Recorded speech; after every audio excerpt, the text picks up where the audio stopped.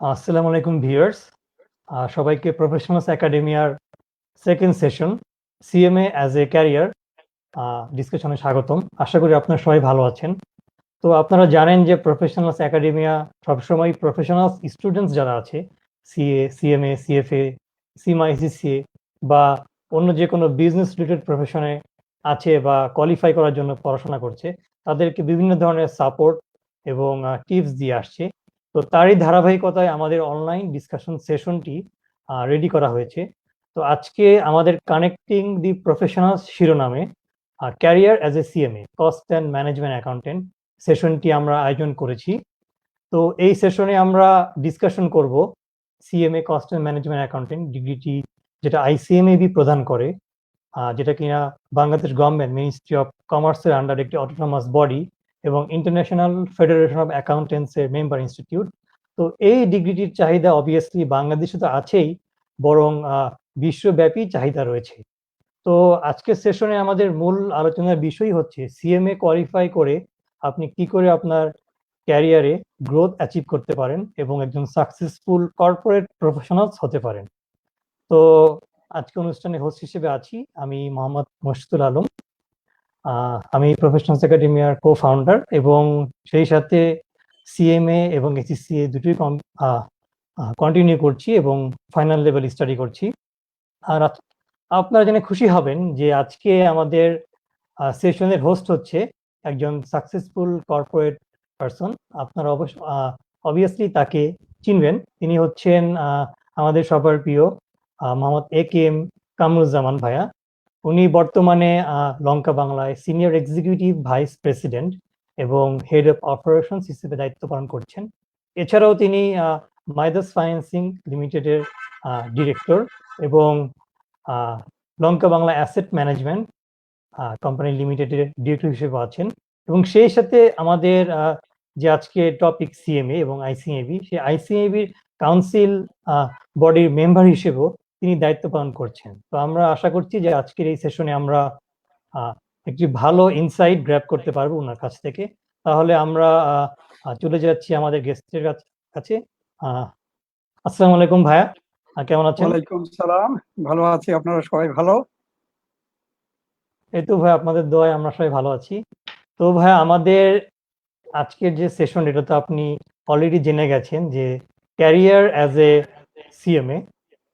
তো আমার ফার্স্ট জিনিসটা জানতে হচ্ছে যে আমাদের অডিয়েন্সের জন্য, এই যে আইসিএমএবি সিএমএ ডিগ্রিটা প্রদান করছে, তো এই সিএমএ যারা কোয়ালিফাই করে তারা মেইনলি কোন কোন সেক্টরে স্পেশালাইজড হয়, অথবা এই ডিগ্রিটার ভ্যালু কেমন হতে পারে, এবং যারা নতুন সিএমএ তে অ্যাডমিশন নিতে চাচ্ছে তারা কি করে অ্যাডমিশন নিতে পারে, বা বছরে কবার অ্যাডমিশন নেওয়া যায়, কতগুলো এক্সামস কোয়ালিফাই করতে হয়। তো এই সম্পর্কে মানে টোটাল সিএমএ এবং আইসিএমএ সম্পর্কে যদি একটা ব্রিফ ধারণা আমাদের ভিউয়ার্সদেরকে দিতেন, তাহলে আমরা সবাই অনেক উপকৃত হতাম ভাইয়া।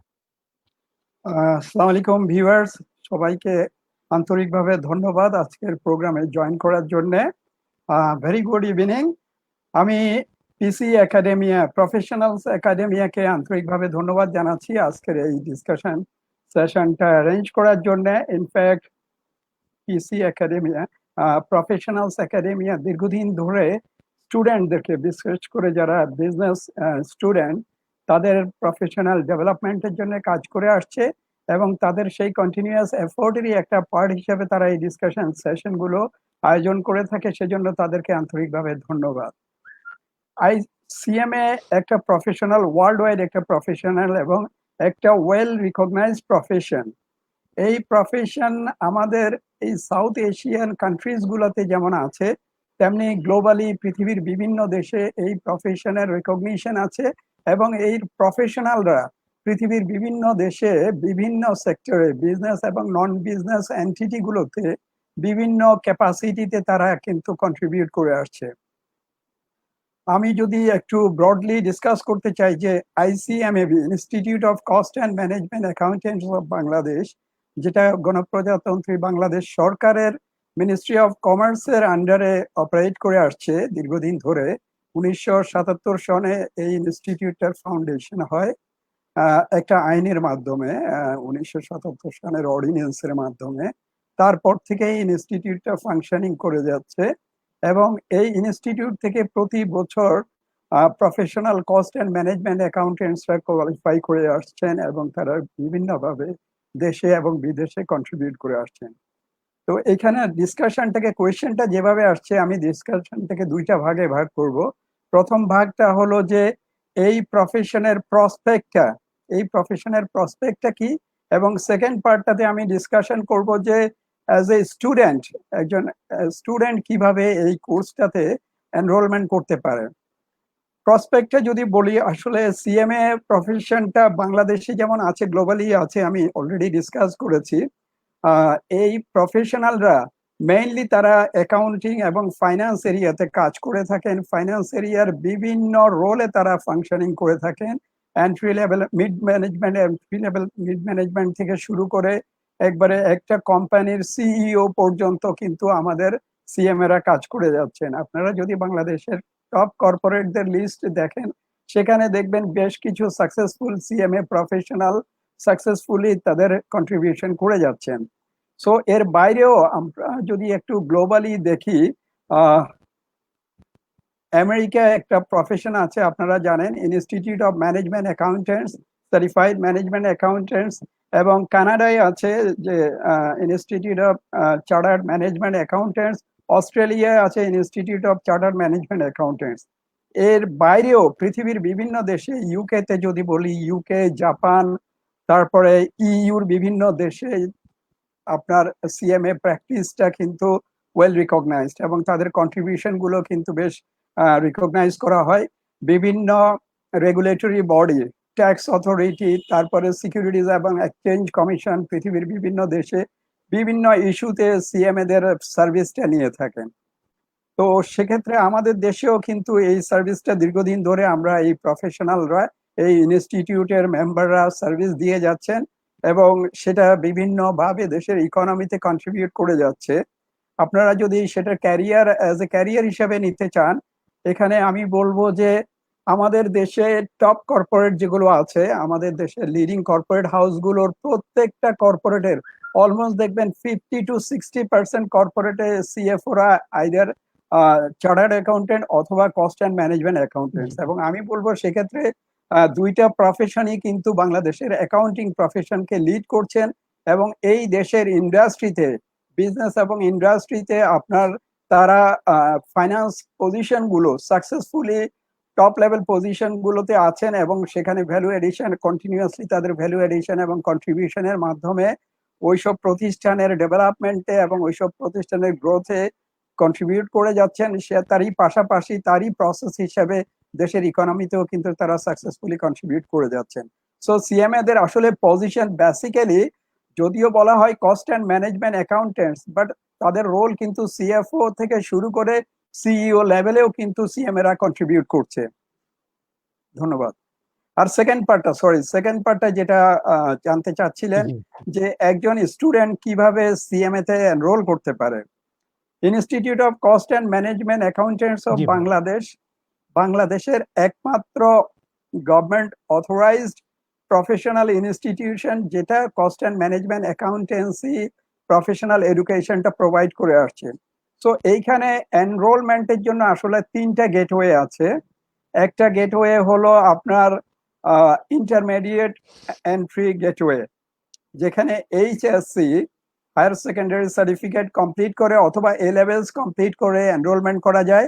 আরেকটা আছে গ্র্যাজুয়েট এন্ট্রি রুট, যেটাতে গ্র্যাজুয়েশন বা পোস্ট গ্র্যাজুয়েশনের পরে এনরোলমেন্ট করা যায়। থার্ড একটা রুট আছে, সেটা প্রফেশনালস এন্ট্রি রুট।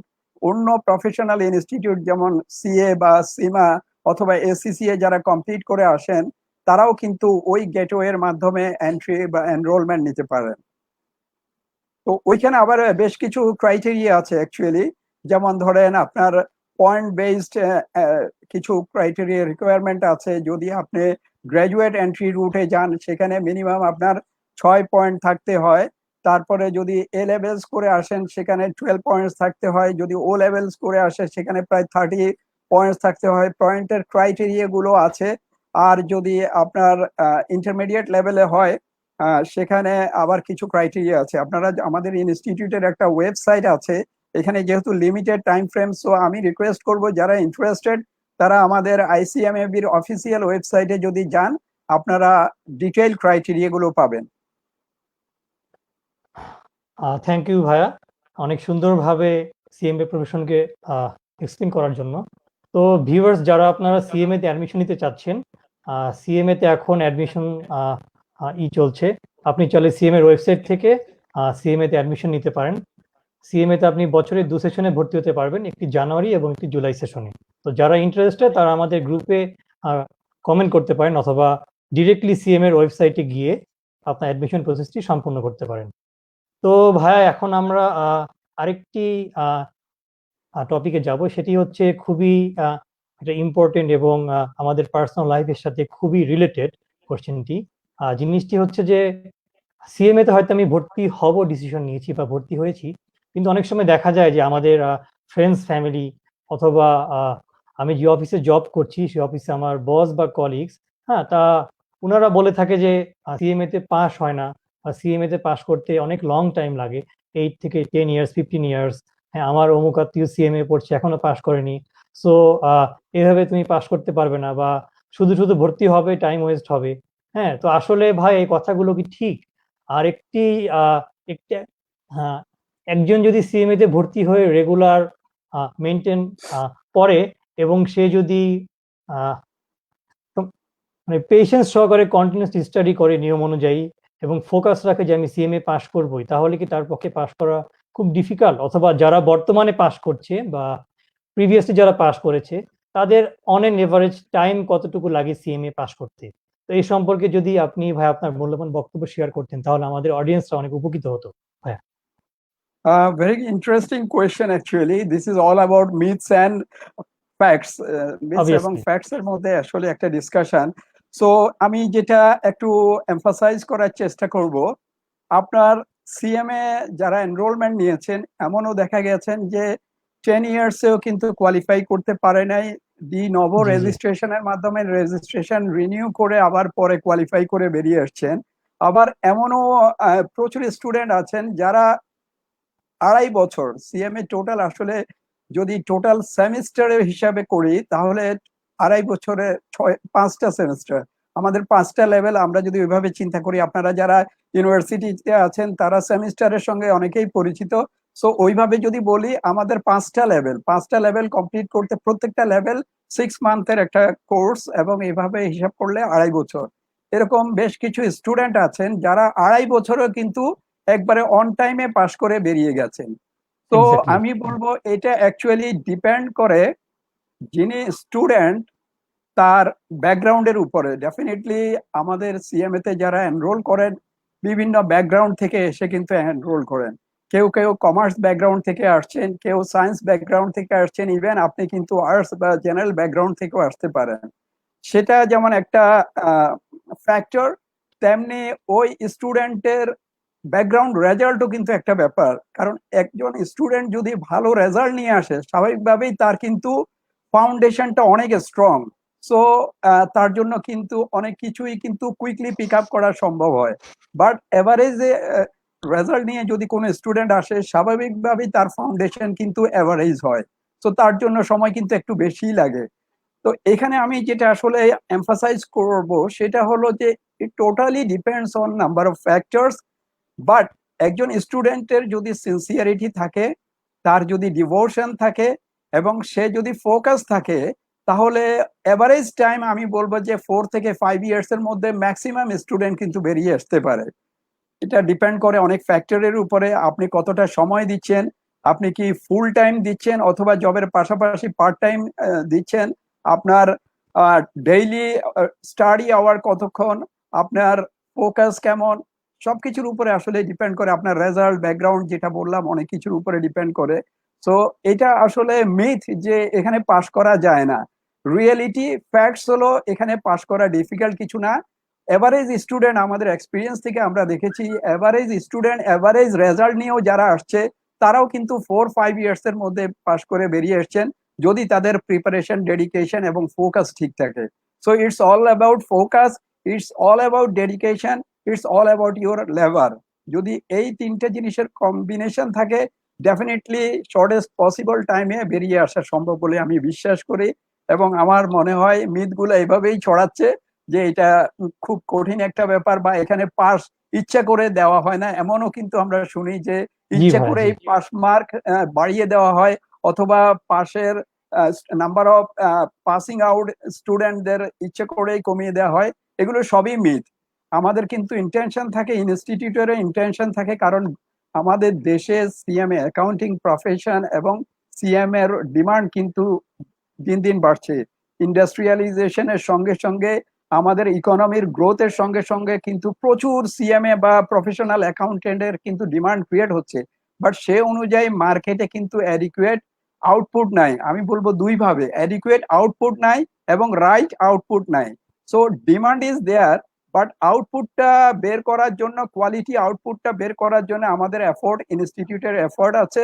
So আমরা চাই more and more students should come into this profession so that they can qualify and come out as a successful CMA profession. So ইনস্টিটিউটের সবটুকু ইচ্ছা আছে, ডিপেন্ড করবে যে আসলে স্টুডেন্টরা কিভাবে আসছে এবং তাদের প্রিপারেশন, ফোকাস এবং dedication. Thank you very much. Thank you ভাইয়া, ব্যাপারটা সুন্দরভাবে উপস্থাপন করার জন্য আমাদের অডিয়েন্সের জন্য। আসলে এটি একটা মিথই বলা যেতে পারে যে সিএমএ আসলে পাস হয় না, বা অনেকে হয়তো বলে থাকে ইচ্ছে করে পাস করে না, কিন্তু ব্যাপারটা সেরকম নয়। আপনি যদি ভালোভাবে প্রিপারেশন নেন, তাহলে আপনি অবভিয়াসলি ভালো একটা রেজাল্ট এখান থেকে গ্র্যাব করতে পারবেন। তো ভাইয়া, আমরা এরপরে যেটি জানতে চাচ্ছি সেটি হচ্ছে, অনেকে আছেন যে চাকরি জীবনে মানে তার চাকরি জীবন শুরু হয়ে গেছে। সে জব করছে অলরেডি 4, 5, 6 ইয়ার্স বা তারও বেশি। এখন হয়তো তিনি বুঝতে পেরেছেন যে কর্পোরেট সেক্টরে একটি লাইফে মানে একটি পজিশনের উপর উঠতে গেলে আসলে প্রফেশনাল ডিগ্রি ছাড়া it is quite difficult to get on those positions. তো এখন অনেকে হয়তো অনেকে পরামর্শ দিচ্ছে যে আপনি সিএমএ বা অন্য কোনো প্রফেশনাল ডিগ্রি শুরু করতে পারেন। এখন কোনো জব হোল্ডার, ফর এক্সাম্পল, তার যদি 4-5 ইয়ার্স এক্সপিরিয়েন্স থাকে এবং এবং এরপর উনি যদি সিএমএ প্রফেশন শুরু করতে চায়, তাহলে এই ডিসিশনটা তার জন্য কতটুকু যুক্তিসঙ্গত হবে? অথবা সে যখন জবের পাশাপাশি সিএমএ কন্টিনিউ করবে একটি প্রফেশনাল ডিগ্রি, তো সে তখন কিভাবে তার ওয়ার্ক লাইফ ব্যালেন্স করতে পারে ভালোভাবে, এবং তার প্রফেশনাল স্টাডিটিও কমপ্লিট করে যেতে পারে এবং একটি ভালো রেজাল্ট আইসিএবি থেকে নিয়ে আসতে পারে? এ সম্পর্কে যদি ভাই আপনার মূল্যবান বক্তব্য শেয়ার করতেন, তাহলে অডিয়েন্সটা আমি খুব উপকৃত হতো ভাইয়া। Thank you. টোটাল কোয়েশ্চেনটাকে যদি আমি ভাগ করে তিনটা পার্টে আমি ভাগ করতে চাই। প্রথম যে কথা বলেছেন যে যিনি অলরেডি জব করছেন, এখনো কোনো প্রফেশনাল সার্টিফিকেশন নাই, তার জন্য সেটা কতটুকু important, number one. Number two হলো জবের পাশাপাশি এই যে এডুকেশনটা কন্টিনিউ করা, এই প্রফেশনাল এডুকেশনটা, সেটা করতে গিয়ে তার ওয়ার্ক লাইফ ব্যালেন্সের উপরে যে প্রেশারটা আসবে, how to manage that pressure. এবং থার্ড ওয়ান হলো যে এটার অ্যাকচুয়ালি আলটিমেট যে বেনিফিটটা, সেটা সে কিভাবে ইভ্যালুয়েট করবে। সো আমি যদি কোয়েশ্চেনটাকে টোটাল বুঝে থেকে আমি তিনটা ভাগে ডিসকাশনটা করতে চাই। প্রথম যে জিনিসটা এসছে যে সার্টিফিকেশনটা, একজন জবে অলরেডি সে আছে, তার জন্য এই সার্টিফিকেশনটা কতটা ইম্পর্টেন্ট। আসলে যেগুলো প্রফেশনাল জব, টেকনিক্যাল জব, আপনারা জানেন জব কিন্তু বিভিন্ন রকমের ফাংশনালিটি থাকে। ফাংশন বেসড জব যদি আমরা ধরি, সেখানে কিছু আছে টেকনিক্যাল এক্সপার্টিস বা স্কিল বেসড জব, আর কিছু আছে general job. So accounting profession definitely একটা টেকনিক্যাল জব, যেটা ইনিশিয়ালি যখন আমরা ক্যারিয়ার শুরু করি অ্যাজ এ টেকনিক্যাল এক্সপার্ট হিসেবে শুরু করি, গ্র্যাজুয়ালি আমরা প্রফেশনাল লেভেলে যাই, দেন স্ট্র্যাটেজিক লেভেলে যাই। যত সিনিয়র লেভেলে যাওয়া যাবে, আলটিমেটলি আমাদের প্ল্যান থাকে যে আমরা একটা স্ট্র্যাটেজিক লেভেলে চলে যাবো, একটা কোম্পানির সিইও হিসেবে বা ওই ধরনের পজিশনে যাওয়া। সো এই ক্ষেত্রে সার্টিফিকেশনটা ডেফিনেটলি উইল হেল্প। কেন বলতেছি, আমরা যখন অ্যাকাউন্টিং প্রফেশন বা যে কোনো টেকনিক্যাল প্রফেশনে যখন ক্যারিয়ার শুরু করি, তখন ম্যানেজমেন্টের কিন্তু বিভিন্ন রকমের এক্সপেকটেশন থাকে। ফার্স্ট যে এক্সপেকটেশনটা, সেটা হলো জব রোল আপনি কতটা সাকসেসফুলি ডেলিভার করতে পারছেন। সার্টিফিকেশনটা কিন্তু কিছু কিছু ক্ষেত্রে আপনার সেই যে রোলটাকে ফ্যাসিলিটেট করে। কেন আমি বলবো, ধরেন আপনি শুধুমাত্র মাস্টার্স ইন কমার্স, ইভেন ধরেন মাস্টার্স ইন অ্যাকাউন্টিং করে আপনি জয়েন করলেন, বা বিবিএ করলেন অ্যাকাউন্টিং এ, বিবিএ করে আপনি জয়েন করলেন, এমবিএ করে জয়েন করলেন, আর সেখানে আপনি একজন প্রফেশনাল অ্যাকাউন্টেন্ট হিসেবে জয়েন করলেন প্রফেশনাল অ্যাকাউন্টেন্সি ডিগ্রি নিয়ে। ডেভিয়েশনটা বা ভেরিয়েশনটা কিভাবে হবে? ডেফিনেটলি আপনারা দেখবেন যে একটা প্রফেশনাল এডুকেশনের ডেপথ অনেক বেশি থাকে। প্রফেশনাল এডুকেশনের যে কন্টেন্টস গুলো থাকে সেখানে কিন্তু অনেক ডেপথে গিয়ে পড়াশোনা করতে হয় কোয়ালিফাই করার জন্য। এবং আমি যেটা বলবো যে টোটাল এ টু জেড যদি নলেজ না থাকে ওই প্রফেশন, ওই সাবজেক্টের উপরে, ওই কন্টেন্টস এর উপরে, ওই এরিয়ার উপরে, তাহলে কিন্তু কোয়ালিফাই করা খুব ডিফিকাল্ট হয়। So certification will give you that will give you an environment that will push you into do hard labor, so that আপনি নিজেকে কিন্তু একটা প্রসেসের মধ্যে নিয়ে আসবেন। সেই প্রসেসটা কি? সেই প্রসেস হলো আপনার যে এরিয়া সেটা ডেপথে যাওয়া। আদারওয়াইজ কিন্তু আপনি কিন্তু যদি ওই এরিয়াতে না যান, প্রফেশন এডুকেশনে না যান প্রফেশনাল, তাহলে কিন্তু আপনি টোটাল ফরম্যাটটা পাচ্ছেন না, আপনি টোটাল স্ট্রাকচারটা পাচ্ছেন না, আপনি টোটাল সিলেবাসটা পাচ্ছেন না। একটা প্রফেশনাল ডিগ্রির জন্য বা একটা প্রফেশনকে বেস্ট সার্ভিস করার জন্য যতটুকু ডেপথে যাওয়া দরকার সেটা কিন্তু আপনাকে একটা ফরম্যাটের মাধ্যমে, একটা প্র্যাকটিসের মাধ্যমে, একটা কারিকুলামের মাধ্যমে কিন্তু আপনাকে সেই টোটাল এডুকেশন বা নলেজটা দেওয়া হবে। সার্টিফিকেশন এখানে হেল্প করছে আপনাকে। নট অনলি দ্যাট, আপনি যখন সার্টিফিকেশনটা প্রয়োজন ফিল করবেন, আপনি দেখবেন যে আমি এখানে একটু ভ্যারি করি যে যদি এক্সিস্টিং জব হয় সেখানে সার্টিফিকেশনের রিকোয়ারমেন্টটা, আর যদি নিউ জব হয় সেখানে সার্টিফিকেশনের রিকোয়ারমেন্টের মধ্যেও কিন্তু আবার অনেক সময় ডিফারেন্স থাকে। আপনি যখন একটা নিউ জবে অ্যাপ্লাই করবেন তখন সার্টিফিকেশনটাই কিন্তু প্রাইমা ফেসি ফার্স্ট চলে আসবে, প্রথমেই দেখবে অবভিয়াসলি। আপনার সার্টিফিকেশনটা। যদি আপনার একটা প্রফেশনাল সার্টিফিকেশন থাকে, আপনি হয়তো ইন্টারভিউ কলটা ফাস্টার পাবেন, হয়তো শর্ট লিস্টে আপনি ঢুকে পড়বেন। সার্টিফিকেশন না থাকলে শর্ট লিস্ট থেকেই আপনি কিন্তু বাদ পড়ে যাবেন।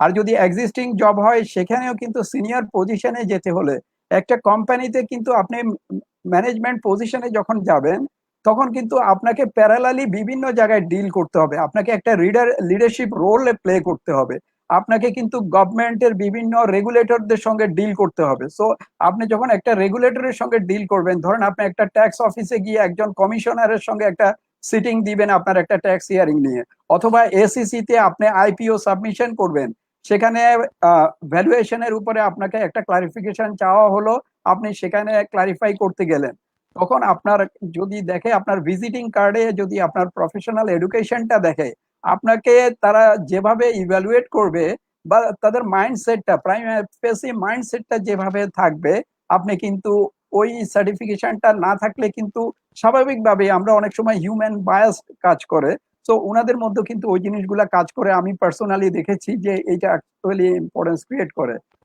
তো সার্টিফিকেশনের আসলে রিকোয়ারমেন্টটা বেশ সব জায়গায় আছে। আপনাকে এটা total education, total depth, total সাবজেক্টটা বোঝার জন্য একটা এনভায়রনমেন্ট দিবে, সেটাতে পার্সু করার জন্য আপনাকে একটা কন্টিনিউয়াস প্রেসারে রাখবে, এবং সেটার মার্কেটেবিলিটিটা বিল্ড আপ করার ক্ষেত্রে আপনাকে হেল্প করবে। সেকেন্ড পার্টটা যেটা আসছে সেটা হলো যে আপনার ওয়ার্ক লাইফ ব্যালেন্স। জি, জি অ্যাকচুয়ালি ভাইয়া। এই জিনিসটা খুবই ইম্পর্টেন্ট একটা এডুকেশন। যখন আমরা জবে ঢুকি, আমি নিজেও পার্সোনালি ইন্টারমিডিয়েটটা কমপ্লিট করেছিলাম 3rd লেভেল পর্যন্ত অ্যাজ এ স্টুডেন্ট, তারপরে 4th এবং 5th লেভেল আমি জবের পাশাপাশি করেছি। সো ওয়ার্ক লাইফ ব্যালেন্স করাটা আসলে একটু ডিফিকাল্ট যদিও মনে হয়, বাট আমি মনে করি যে এটা সম্ভব। আমাদের রেগুলার আমরা দেখেছি যে আপনি যদি টোটাল আপনার ডেইলি টাইমের, আপনার প্রতিদিনের সময়ের যদি আপনি 2 ঘন্টা সাকসেসফুলি যদি একটু শেয়ার করেন এই এডুকেশনের জন্য, আমার মনে হয় as an average student daily যদি আপনি 2 ঘন্টা কন্ট্রিবিউট করেন, আপনি কিন্তু এটা সাকসেসফুলি আপনার জব, আপনার ফ্যামিলি মেনটেন করেও কিন্তু আপনি এই এডুকেশনটা বা এই প্রফেশনাল এডুকেশনটা আপনি কন্টিনিউ করতে পারবেন। থ্যাংক ইউ ভাইয়া। আরেকটা জিনিস আমার আমি ও সরি, আমি আচ্ছা। আরেকটা ওকে, পয়েন্ট ওকে, একটু ওকে। শেয়ার করি। আসলে ওয়ার্ক লাইফ ব্যালেন্সের জন্য একটা খুব ইম্পর্টেন্ট জব হলো একটা ইম্পর্টেন্ট কাজ হলো আপনি আপনার যে প্রফেশনটা চুজ করেছেন, that is also important, whether that profession matches with the inner soul of you. I mean আপনার যে আত্মার যে চাহিদা, আপনার যে ইন্টারেস্ট, আপনি কি ওই প্রফেশনটাকে কি পছন্দ করছেন কিনা, ওই প্রফেশনটাকে কি এনজয় করছেন কিনা, সেটাও কিন্তু একটা ইম্পর্টেন্ট ইস্যু। যদি এনজয় করেন ডেফিনেটলি ওয়ার্ক লাইফ ব্যালেন্স করাটা খুব ইজিয়ার হয়। So থ্যাংক ইউ please ভাইয়া। listen to your heart. আমাদের ইস্যুটি খুব সুন্দরভাবে অডিয়েন্সের জন্য এক্সপ্লেন করার জন্য। আসলে ব্যাপারটি হচ্ছে যে কারো যদি এইম থাকে এবং টার্গেট থাকে সে সিএমএ কোয়ালিফাই করবে। জব করা অবস্থায় সে যদি ওয়ার্ক লাইফ ব্যালেন্স করে এবং নিজের থেকে প্যাশন নিয়ে স্টাডি করে, এবং ভাইয়া যেটা বললো যে অফিস থেকে এসে ডেইলি 2-3 আওয়ার্স টাইম কিন্তু আমরা দিতেই পারি। অনেকে লাইব্রেরিতে গিয়ে পড়ছে, যাদের বাসায় সমস্যা, যাদের বাসায় কোনো প্রবলেম নেই, তারা বাসায় এসে 2-3 আওয়ার্স পড়ছে, এবং এভাবে করে কিন্তু আমার পরিচিত অনেক সিনিয়র ভাইরা সিএমএ কমপ্লিট করে ফেলেছে। তো আপনি যদি চান তাহলে আপনি ইজিলি জবের পাশাপাশি সিএমএ কমপ্লিট করতে পারবেন। শুধুমাত্র আপনার ইচ্ছা শক্তিটা হচ্ছে মেইন এখানে বিষয়। তো ভাইয়া এখানে আমি আরেকটি বিষয় অ্যাড করব। সেটি হচ্ছে যে আইসিএমবি পড়ার ক্ষেত্রে আমরা যারা স্টুডেন্টরা আছি, আমরা অনেক সময় দেখি যে সিএমএ কোয়ালিফাই করতে হলে আমাদের কোনো প্র্যাকটিক্যাল এক্সপেরিয়েন্সের বাধ্যবাধকতা নেই। হ্যাঁ, তার মানে হচ্ছে আমরা যখন সিএমএ কন্টিনিউ করব, এর সাথে প্যারালালি আমাদেরকে কোনো জব এক্সপেরিয়েন্স বা আর্টিকেলশিপ নিতে হচ্ছে না বা শিক্ষানবিশ হিসেবে থাকতে হচ্ছে না। তো সেক্ষেত্রে হ্যাঁ, অনেক সময় দেখা যায় যে অনেক স্টুডেন্ট অনার্স বা মাস্টার্স পড়ার পর সিএমএ ভর্তি হয়ে 2-3 ইয়ার্স সিএমএ তে ফোকাস করে এবং এই টাইমে তারা জবে ঢোকে না। তো তারপর তারা 1000, 1200, 1500 মার্কস কোয়ালিফাই করে জবের জন্য এপ্লাই করে, এবং সেক্ষেত্রে দেখা যায় যে তাদের কিছু স্কিল গ্যাপ রয়ে যায়। হ্যাঁ, তো এখন কোনো স্টুডেন্ট যদি এই যে 2-3 ইয়ার্স টাইমটি যেটি তারা প্রফেশনাল এডুকেশনে ব্যয় করতে চাচ্ছে অ্যাজ এ ফুল টাইম হিসেবে, তো এই টাইম গ্যাপে তারা কি স্কিল তারা ডেভেলপ করতে পারে, যাতে তারা যখন জব মার্কেটে ঢুকবে পার্ট কোয়ালিফাইড হয়ে বা ফুল কোয়ালিফাইড হয়ে, তখন তাদের যাতে জবে কোনো প্রবলেম ফেস না করতে হয়, এবং যে স্কিলস গুলো দরকার সেগুলো তারা তাদের এই সিএমএ স্টাডি টাইমেই তারা সেগুলো অ্যাকোয়ার করতে পারে। এ সম্পর্কে যদি ভাইয়া আমাদের অডিয়েন্সে একটা আইডিয়া দিতেন তাহলে খুব ভালো হতো। Thank you Sourav. খুব ইম্পর্টেন্ট এবং টাইম ডিমান্ডিং একটা কোয়েশ্চেন আমি বলবো। In a sense skill set আমি এই প্রসঙ্গে একটু শেয়ার করতে চাই।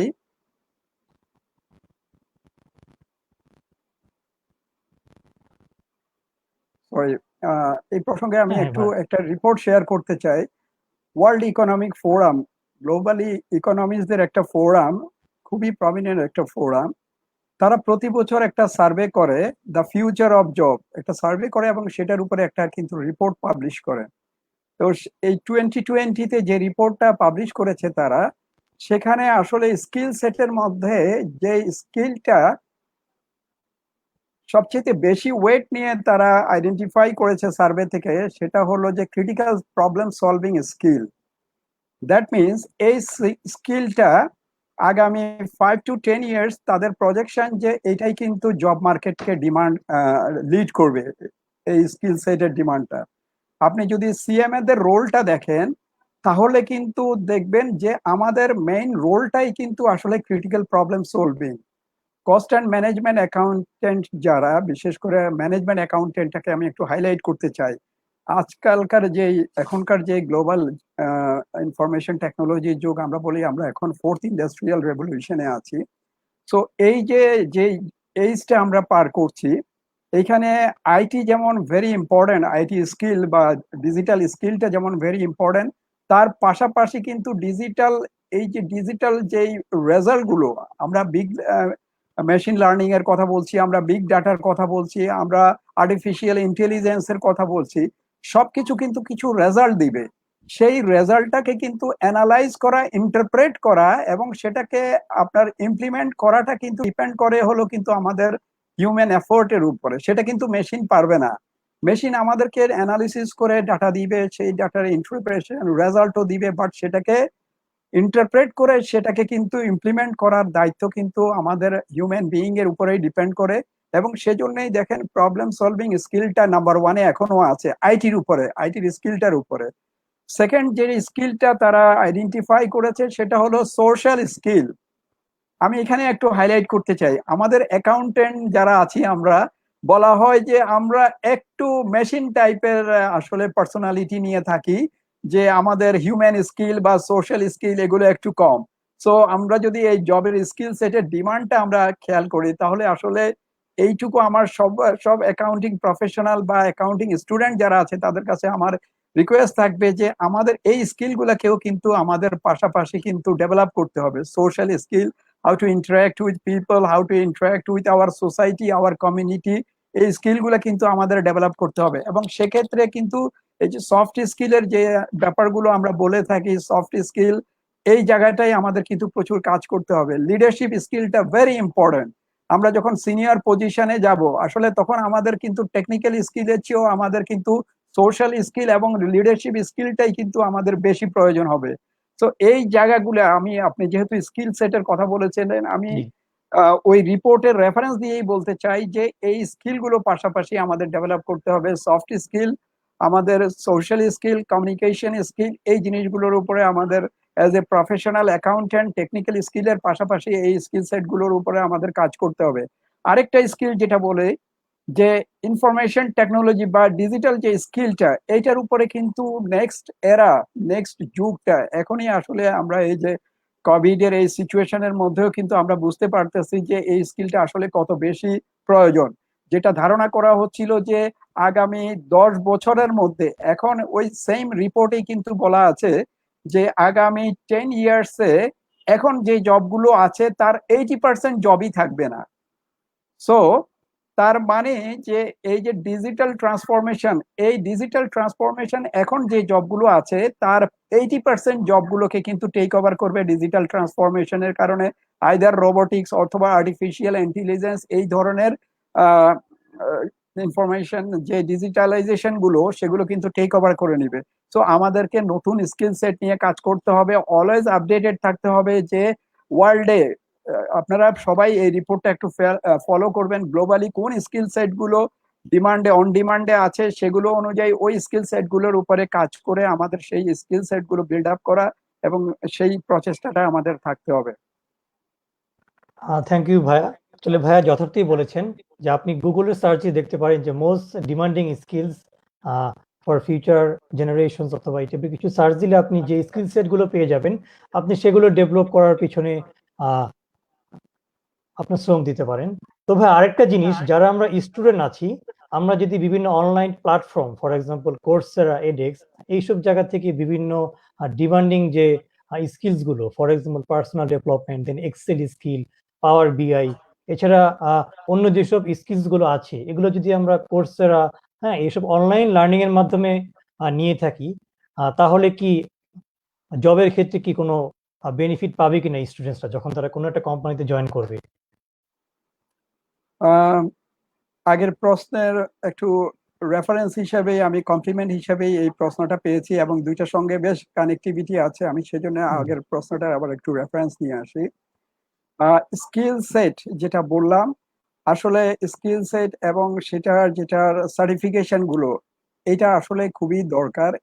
এই কারণে আপনার যেটা বললো যে এক্সেল, অ্যাডভান্স এক্সেল, আমাদের দেশে আমরা বলবো যে ডিজিটালি আমাদের কিন্তু একটা কিন্তু ট্রান্সফরমেশন শুরু হয়ে গেছে, যেটা গভর্নমেন্ট লেভেলেও আছে। গভর্নমেন্ট লেভেলেও কিন্তু এটা নিয়ে যথেষ্ট কাজ করা হচ্ছে, অনেক কাজ করা হচ্ছে। প্রাইভেট সেক্টরে তো অনেক আগে থেকেই কাজ হচ্ছিল।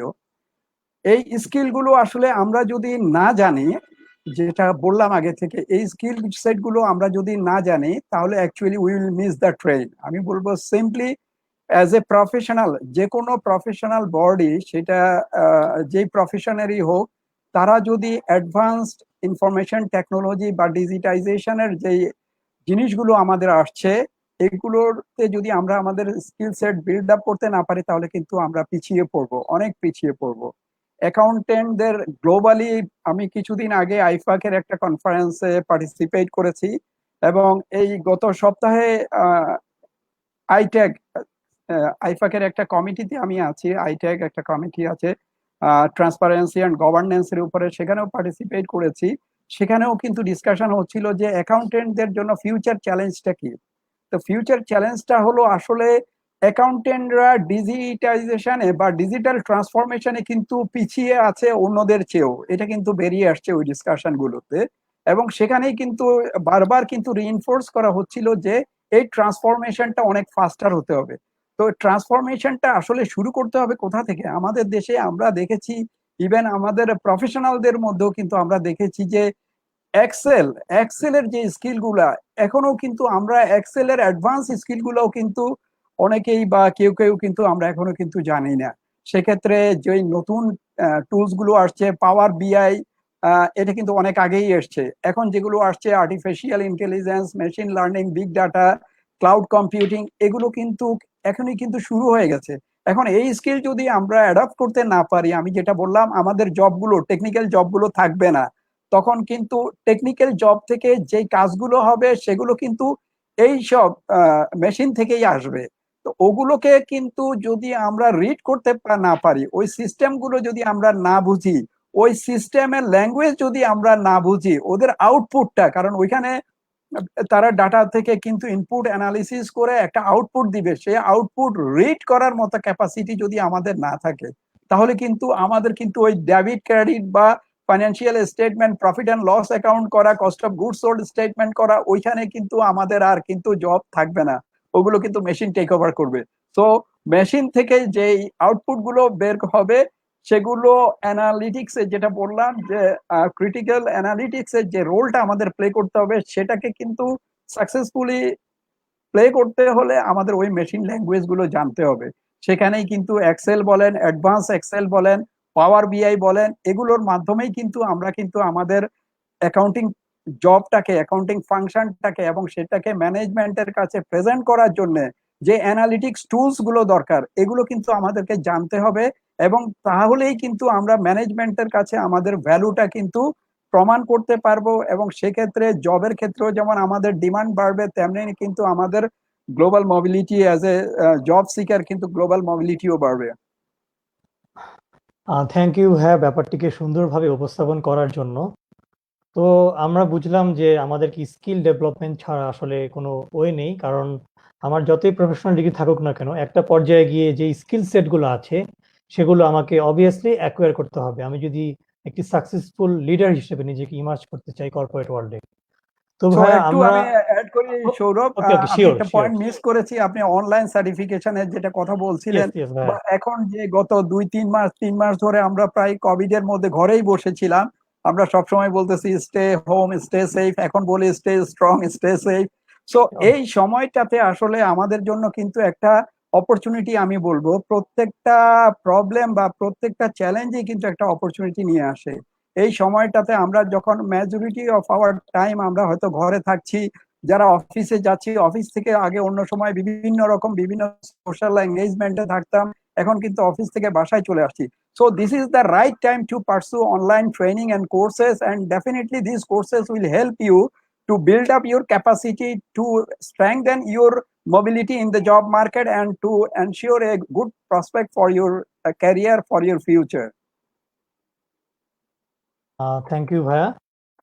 তো আমরা এবার ভাইয়া যে জিনিসটা যাবো সেটা হচ্ছে যে একজন স্টুডেন্ট যদি সিএমএ কোয়ালিফাই করে ফেলে, হ্যাঁ, তখন অনেক ক্ষেত্রে অনেকে বলে যে সিএমএ হচ্ছে এমন একটা ডিগ্রি যেটি পাশ করলে চাকরি তাকে খুঁজে নেয়।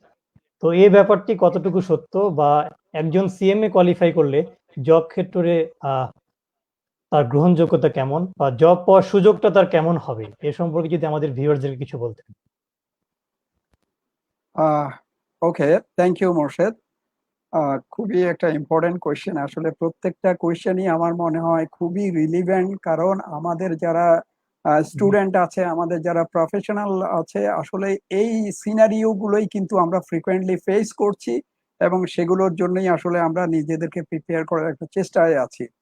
তো এখানে যেটা বললেন যে সিএমএ হিসাবে আমাদের যে, আবার একটু রিপিট করবেন মোর্শেদ, যে কোয়েশ্চেনটা ছিল? অবভিয়াসলি অবভিয়াসলি ভাইয়া, কোশ্চেনটা ছিল যে অনেকে বলে যে সিএমএ হচ্ছে এমন একটা ডিগ্রি যেটি পাশ করলে অনেক সময় চাকরি তাকে খুঁজে নেয়। ওকে ওকে, গট অথবা it got it. Sorry, got it, okay. চাকরি তাকে খুঁজে নেবে অথবা জি, জি। অ্যাকচুয়াল ফ্যাক্টটা কি, এখানেও আবার একটা মিথ এবং ফ্যাক্টের ব্যাপার আছে। সো আসলে ফ্যাক্টটা কি? অনেস্টলি স্পিকিং, আমি যেটা বললাম, Bangladesh is now an economy of $286 billion, which is the 30 which is the 30th largest economy in the world. Globally যদি আমরা বলি, nominal in terms of nominal value আমরা যদি বলি, আমরা 39th, আর যদি পারচেজ পাওয়ার প্যারিটি বেসিসে বলি, Bangladesh is the 30th largest economy in the world. যদিও টোটাল ওয়ার্ল্ড ইকোনমি $88 ট্রিলিয়ন যে ওয়ার্ল্ড ইকোনমি, সেখানে বাংলাদেশের যদি শেয়ার বলি, that is only 0.24%, but still with 0.24% contribution, Bangladesh is the 30th largest economy in the world. এবং in terms of growth rate, Bangladesh is now the 7th highest growing economy in the world. So আমাদের as a nation আমরা কিন্তু grow করছি, এবং grow করছি অনেক, পৃথিবীর অনেক দেশের চেয়েও অনেক বেটার ওয়েতে কিন্তু আমরা গ্রো করছি। So as being in a growth country, growing country, definitely there are opportunities for every profession, I would say. So আমাদের এখানে কিন্তু আসলে অপরচুনিটি আছে। সিএম এরা আসলে এই ক্ষেত্রে একটা ভালো রোল প্লে করতে পারে, এবং সেটার জন্য যেটা আপনারা বললেন যে মার্কেট, কিন্তু মার্কেটে ডিমান্ড আছে, কিন্তু ডিমান্ডটা হতে হবে, কিন্তু যেই প্রফেশনের ডিমান্ডটা আছে সেই প্রফেশনের কোয়ালিটিটা কিন্তু আমাদের এনশিওর করতে হবে। আসলে আমি কিন্তু ব্লান্টলি বলবো না যে আপনি সিএমএ পাশ করলেই আপনাকে খুঁজে বের করবে। Market is there, demand is there, and professional demand is also there. কারণ যারা এমপ্লয়ার তারাও কিন্তু জানে যে তাদের এনটিটি রান করার জন্য একজন ভালো কস্ট অ্যাকাউন্টেন্ট দরকার, তারাও জানে একজন ভালো ম্যানেজমেন্ট অ্যাকাউন্টেন্ট দরকার to guide them in their decision making. But they are looking for the right output, they are looking for the right kind of output. আপনি সিএমএ পাস করলেন, কোয়ালিফাই করলেন, কিন্তু আপনার যে লেভেলের ডেলিভারি দেওয়া উচিত, সেই লেভেলের ডেলিভারি যদি আমরা দিতে না পারি, আমরা কিন্তু মেক শিওর করতে পারবো না যে জব আমাদেরকে খুঁজে নেবে। So as a profession there is demand. এই ডিমান্ডটাকে সাকসেসফুলি ডেলিভার করার জন্য বা সাকসেসফুলি ফুলফিল করার জন্য আমি বলবো অ্যাজ এ ক্যান্ডিডেট আমাদের উচিত হলো যে আমাদের সেই লেভেলের কোয়ালিটি আউটপুট, কোয়ালিটি সিএমএ হিসেবে যাতে আমরা বের হয়ে আসতে পারি, এবং সেটা যদি হয় ডেফিনেটলি আপনাকে জব খুঁজে নেবে। So actually it depends on, I would say, on the individual. যদি সে নিজেকে ওই লেভেলে আসলে ডেলিভার করতে পারে তাহলে কিন্তু ডিমান্ড আছে, এবং সেক্ষেত্রে ডেফিনেটলি কোম্পানিগুলো জব আপনাকে খুঁজে নেবে। থ্যাংক ইউ ভাইয়া। আপনি আসলে ঠিকই বলেছেন যে সিএমএ কোয়ালিফাই হলে এবং এর সাথে যদি যে স্কিলস গুলো দরকার, হ্যাঁ, তাহলে সে ইজিলি মানে খুব ভালো একটা জব ল্যান্ড করতে পারবে। তো ভাই এই আসলে কোশ্চেনের সাথে সৌরভ, এখন কিন্তু যুগ হলো মাল্টি স্কিলের যুগ। আপনার কিন্তু জি ভাইয়া। শুধুমাত্র যদি আমরা ফোকাস রাখি যে আমরা একটা স্কিল নিয়ে আগাবো, আমি শুধু যদি সিএমএ তেই লিমিটেড থাকি যে আমি একজন professional cost and management accountant, কিন্তু আমি যদি আমার সোশ্যাল স্কিলটাকে ডেভেলপ না করি, আমি যদি আমার লিডারশিপ স্কিলটাকে ডেভেলপ না করি, আমি যদি আমার আইটি স্কিল, ডিজিটাল স্কিলটাকে ডেভেলপ না করি, তাহলে কিন্তু আমার অনলি সিএমএ স্কিল দিয়ে কিন্তু আমি মার্কেটে লিড করতে পারবো না, কারণ মার্কেটে এখন competition is very high. So আমাদেরকে কিন্তু মাল্টি স্কিল, আমাদের কোর স্কিলের পাশাপাশি সেই স্কিলটাকে ফ্যাসিলিটেট করার জন্য আমাদের কিন্তু মাল্টি স্কিলে কিন্তু থাকতে হবে। ধন্যবাদ। এক্স্যাক্টলি ভাইয়া। তো আমি ভাই এই কোশ্চেনটার সাথে অ্যাড করে আরেকটা কোশ্চেন করতে চাবো। সেটি হচ্ছে যে কেউ যদি সিএমএ পুরোটা কমপ্লিট না করে পার্ট কোয়ালিফাই থাকে, ফর এক্সাম্পল 1200 মার্কস কমপ্লিটেড বা 1500, তো সেক্ষেত্রে সে জবে কি অ্যাডভান্টেজ পেতে পারে প্রমোশনের ক্ষেত্রে? এটা যদি একটু বলতেন। অনেকে আছে যে সিএমএ পড়ছে কিন্তু কোনো ফ্যামিলি প্রবলেম বা কোনো কারণে হয়তো তার সিএমএটা কমপ্লিট করা হয়নি, বা হয়তো সে হয়তো সেটা পারছে না। সেক্ষেত্রে সে হয়তো 1200-1500 কমপ্লিট। তো এই 1200-1500 কমপ্লিট থাকার পরে সে জব মার্কেটে অন্য একটা ক্যান্ডিডেট যে শুধু বিবিএমবিএ পাস, তার থেকে কতটুকু এগিয়ে থাকতে পারে বা প্রমোশনের ক্ষেত্রে কতটুকু অ্যাডভান্টেজ পেতে পারে? এ সম্পর্কে যদি ভাই একটু শেয়ার করতেন।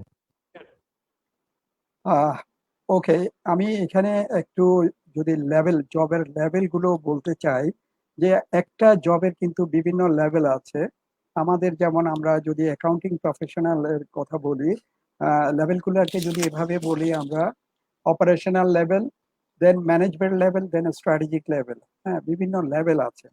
এখন একজন যে একটা অ্যাকাউন্টিং প্রফেশনাল ডিগ্রি যেমন সিএমএ করতে গিয়ে সে 3টা লেভেল যদি কমপ্লিট করে থাকে, তার competitiveness comparing two A BBA graduate or MBA post graduate, যে তার পজিশনিংটা কোথায় হচ্ছে।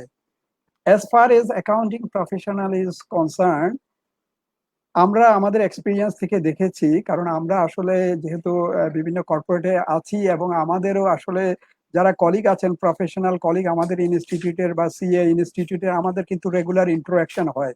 সো আমরা কিন্তু মোটামুটি জানি যে আমাদের লোকাল মার্কেটে আসলে ডিমান্ডটা কি।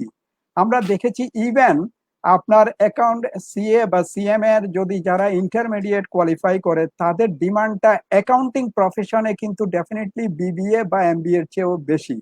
কেন বেশি? আমি কিন্তু এর আগে একটা কোয়েশ্চেন অ্যান্সার করতে গিয়ে বলেছিলাম যে লেভেল অফ ডেপথ, আসলে ইন্টারমিডিয়েট কমপ্লিট করে আমাদের যারা জব করছে তারা আইদার অপারেশনাল লেভেলে থাকবে অথবা ম্যানেজমেন্ট লেভেলে থাকবে। স্ট্র্যাটেজিক লেভেলে যেতে আসলে হয়তো সার্টিফিকেশনটা দরকার হয়, বা আরো যে স্কিল গুলো বললাম সেগুলো এডিশনালি দরকার হয়। But as far as technical skill is concern, আমি বলবো এই টেকনিক্যাল স্কিলটা ডেফিনেটলি এমবিএ বা বিবিএ করে যারা আসছেন তাদের চেয়েও কিন্তু তারা অ্যাডভান্টেজিয়াস পজিশনিং এ থাকবে।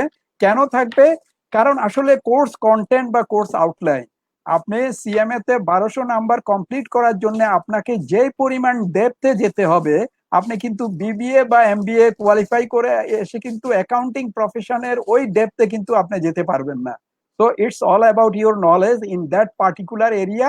সেখানে আপনি বিবিএ বা এমবিএ তে টোটাল কমপ্লিট করার পরে যেটুকু ডেপথে যাবেন, আপনি আইসিএমএ ইন্টারমিডিয়েট বা 1200 কমপ্লিট করে এর চেয়ে অনেক বেশি ডেপথের নলেজ পাবেন। So definitely you will be in an advantageous position then to a BBA or MBA graduate, postgraduate. Thank you. Thank you ভাইয়া ব্যাপারটা সুন্দরভাবে এক্সপ্লেন করার জন্য। তো এবার আমি ভাইয়া আপনার কাছে জানতে চাবো, অনেকে আছে যে সিএমএ কোয়ালিফাই করে ফেলেছে বা হয়তো শেষের পথে, তারা চাচ্ছে যে তারা বিদেশে স্কিল মাইগ্রেশন করবে, কারণ অনেক দেশ আমরা জানি কানাডা, অস্ট্রেলিয়া, সেখানে তাদের স্কিল মাইগ্রেশন লিস্টে প্রফেশন অ্যাকাউন্টেন্ট তার একটা ক্যাটাগরিতে রেখেছে এবং ওর একটা স্পেশাল কনসিডারেশন এবং মার্কস পেয়ে থাকে। অথবা অনেকে আছে যে সিএমএ কোয়ালিফাই করে হয়তো তারা বিদেশে জব নিয়ে যেতে চাচ্ছে। ফর এক্সাম্পল আমি যদি বলি মিডল ইস্টের দেশগুলোতে পার্টিকুলারলি তারা যেতে চাচ্ছে। তো সেক্ষেত্রে এখানে সুযোগ কতটুকু বা তারা কিভাবে তাদের ইনিশিয়েটিভটা শুরু করতে পারে, এ সম্পর্কে আমাদের ভিউয়ার্সদেরকে যদি কিছু আপনার মূল্যবান বক্তব্য শেয়ার করতেন। ধন্যবাদ সৌরভ। আমি একটা স্ট্যাটিস্টিক্স দিয়ে শেয়ার করি। আমাদের জি, আইসিএমএবির অবশ্যই। এখন total member around 1500, 1500 member, out of which 200 members are working abroad, mostly in United States, Canada and UK, and also in Australia. So actually এই স্ট্যাটিস্টিক্সটা শেয়ার করার উদ্দেশ্য হলো, দেখেন পৃথিবীর যেই ইকোনমিগুলো স্ট্রংগেস্ট ইকোনমি, সেখানেই কিন্তু আমাদের মেম্বারদের প্লেসমেন্ট বেশি। ইভেন মিডল ইস্টেও যদি দেখি আমরা, সৌদি আরবিয়া, কুয়েত এবং কাতার, মিডল ইস্টেও কিন্তু আমাদের বেশ কিছু প্রায় 20-25 জন কিন্তু মেম্বার কাজ করছেন। তো টোটাল স্ট্যাটিস্টিক্সটা যদি আপনারা দেখেন, অ্যাডভান্সড ইকোনমি গুলোতেও কিন্তু আমাদের ডিমান্ড আছে এবং আমাদের মেম্বাররা কিন্তু অলরেডি সেখানে কাজ করছে। আপনি সিএর যদি ডাটাটা নেন, তাতেও কিন্তু একই পিকচার পাবেন যে ওইসব কান্ট্রিতে কিন্তু প্রচুর প্রফেশনালরা আমাদের দেশ থেকে গিয়ে কিন্তু জব করছেন। সো মার্কেট ইজ দেয়ার এবং আমাদের প্রোডাক্টের কিন্তু সেই ডিমান্ডও আছে এবং আমাদের কিছু মিউচুয়াল রিকগনিশনও আছে। আপনারা জানেন অলরেডি কিন্তু আমাদের সিমার সঙ্গে আমাদের একটা গ্লোবাল এগ্রিমেন্ট আছে, তারপরে কানাডায় আমাদের রিকগনিশন আছে, সিপিএ অস্ট্রেলিয়ার সঙ্গে কথা হচ্ছে। এই সব প্রফেশনাল ইন্টারন্যাশনাল প্রফেশনাল বডির সঙ্গে আমাদের কথা হচ্ছে। ইন এডিশন টু দ্যাট আমরা আসলে ইনিশিয়েটিভ নিচ্ছি যে গভর্নমেন্ট লেভেলেও যাতে আমরা কমিউনিকেট করতে পারি আমাদের জব মার্কেট ক্রিয়েট করার জন্য, সেই এফর্টও কিন্তু হবে। এখানে আসলে এখনকার যুগে আমরা যেটা বলবো যে দুইটা জিনিস খুব ইম্পর্টেন্ট। একটা হলো একটা প্রফেশনাল ইনস্টিটিউটের ভালো আউটপুট যেমন থাকতে হবে, তেমনি সেটার কিন্তু মার্কেটিং বা ব্র্যান্ডিংটাও কিন্তু থাকতে হবে। আনফরচুনেটলি আমি বলবো যে আমরা এখন পর্যন্ত অনেস্টলি স্পিকিং আমরা এখন পর্যন্ত মার্কেটিং বা ব্র্যান্ডিং এ একটু পিছিয়ে আছি। আমি বলবো আমাদের দেশের দুইটা ইনস্টিটিউটেরই এই ব্যাপারে আমরা ফোকাস নিয়ে কাজ করা উচিত। তাতে করে কিন্তু মার্কেটে বা গ্লোবাল মার্কেটে যে ডিমান্ড আছে সেখানে কিন্তু প্রচুর মেম্বার আমাদের পাঠানো সম্ভব, প্রচুর কোয়ালিফাইড প্রফেশনাল পাঠানো সম্ভব। বিশেষ করে আপনারা দেখেন ইন্ডিয়া এখন গ্লোবাল জব মার্কেটকে কিন্তু লিড করছে। আপনি যেখানেই যান, যে প্রতিষ্ঠানেই যান, সব জায়গায় কিন্তু ইন্ডিয়ানরা সিনিয়র পজিশন গুলো, ভালো ভালো পজিশন গুলোতে কিন্তু কাজ করছে। তারা আমাদেরই পাশের কান্ট্রি। এবং আপনারা যদি চেক করে দেখেন যে বাংলাদেশের এখন যে আউটপুট গুলো বেরোচ্ছে, আমরা কিন্তু গ্লোবালি কিন্তু কম্পিট করতে পারছি। এখনকার যে ইয়াং জেনারেশন তারা কিন্তু অনেক ভালো ভালো পজিশন নিয়ে কিন্তু যাচ্ছে বাইরে। সো আমাদের মার্কেট সেখানে আছে, আমাদের দরকার হলো প্রমোশন এন্ড ব্র্যান্ডিং। এবং সেক্ষেত্রে আপনারা যদি বেরিয়ে আসতে পারেন এবং সেই পাশাপাশি যদি গভর্নমেন্ট এবং আমাদের মতো যারা প্রফেশনাল অ্যাকাউন্টিং অর্গানাইজেশন আছে পাউস, এই পাউস গুলো যদি ঠিকমতো ব্র্যান্ডিং এবং মার্কেটিং নিয়ে কাজ করে, definitely there will be huge opportunity for placement of our professionals globally. এবং শুধু তাই না, আমি যেটা বলবো আমাদের বাংলাদেশেও কিন্তু প্রচুর জব এনভায়রনমেন্ট, জব অপরচুনিটিস সামনে ক্রিয়েট হবে প্রফেশনালদের জন্য। যেই পরিমাণ বাইরে থেকে ফান্ডিং আসবে, আমাদের ইনফ্রাস্ট্রাকচার বলেন, আমাদের ইকোনমিক গ্রোথের কারণে বলেন, এখানে কিন্তু পাবলিক এবং প্রাইভেট সেক্টরের যে কোঅপারেশন, সেখানে কিন্তু প্রচুর অপরচুনিটি বিল্ড আপ হবে। So opportunity is there in the global market. আমাদের দরকার right kind of marketing strategy, right kind of branding strategy, and that has to be taken care both by the government as well as the professional accounting organizations. Thank you. ধন্যবাদ ভাইয়া ব্যাপারটা সুন্দরভাবে explain করার জন্য। তো আমরা এখন আমাদের যে পরের কোশ্চেনটাতে যাব, সেটি হচ্ছে যে আহ, অনেকে আছে যে সিএমএ পাশ করে ব্যাংকিং বা নন ফাইন্যান্সিয়াল সেক্টরে জয়েন করবে, অথবা অলরেডি ব্যাংকে জব করছে বা এনবিএফআই গুলোতে জব করছে, সিএমএ শুরু করতে যাচ্ছে। তো আমরা ভাই একটা জিনিস জানি যে ব্যাংকিং বা এনবিএফআই যে ইনস্টিটিউশনগুলো আছে সেগুলোতে জব করার জন্য বা ক্যারিয়ারে হাইস্ট লেভেলে ওঠার জন্য বেস ডিগ্রি হচ্ছে সিএফএ। তো এখন কেউ যদি সিএমএ করতে চায় তাহলে সে কতটুকু বেনিফিটেড হতে পারে ব্যাংকিং এবং এনবিএফআই সেক্টরে, এটি কি জানার বিষয়। এবং এর সাথে ভাই আমরা একটা কোশ্চেন নিব। জাকারি উৎসব সিমের একটা কোশ্চেন করেছে, এটা হচ্ছে আসসালামু আলাইকুম sir, really happy to have you with us today. Sir, I have a question. If anyone wants to develop his career in banking or NBFIs, should he go for CMA or CFA? তো ভাইয়া যদি কোশ্চেনের সাথে যদি একটু আপনার অ্যান্সারটা যদি একটু এক্সপ্লেইন করতেন, এলাবোরেট করতেন, তাহলে ভিউয়ার্সরা অনেক উপকৃত হতো। Thank you Sourav. কোয়েশ্চেনটা আপনার কোয়েশ্চেনের সঙ্গে খুবই রিলিভেন্ট এবং টাইমলি একটা কোয়েশ্চেন আপনি পিক জি ভাইয়া। করেছেন, সেজন্য ধন্যবাদ। আসলে বাংলাদেশের ফাইন্যান্সিয়াল মার্কেটে, আমি বলবো ফাইন্যান্সিয়াল মার্কেট, ব্যাংকিং এবং এনবিএফআই, ক্যাপিটাল মার্কেট সবগুলো নিয়েই কিন্তু আমাদের ফাইন্যান্সিয়াল মার্কেটটা, তাই না? ক্যাপিটাল মার্কেট এবং মানি মার্কেট আমরা জি বলি। ব্রডলি ফাইন্যান্সিয়াল মার্কেটে দুইটা ভাগ করলে money market and capital market. Money মার্কেটে আছি আমরা ব্যাংক অ্যান্ড ফাইন্যান্সিয়াল মার্কেট, আর ক্যাপিটাল মার্কেটে আছে ধরেন merchant bank, brokerage house, asset management company. তো আমি টোটাল ফাইন্যান্সিয়াল মার্কেটের কথাই বলি, প্রসপেক্ট এর কথা বলি, যে এখানে আসলে যে কোন ডিগ্রিটা রিলিভেন্ট বা কোন ডিগ্রিটা আমি বলবো মোর রিলিভেন্ট, সেটা নিয়ে আসলে ডিসকাশনটা।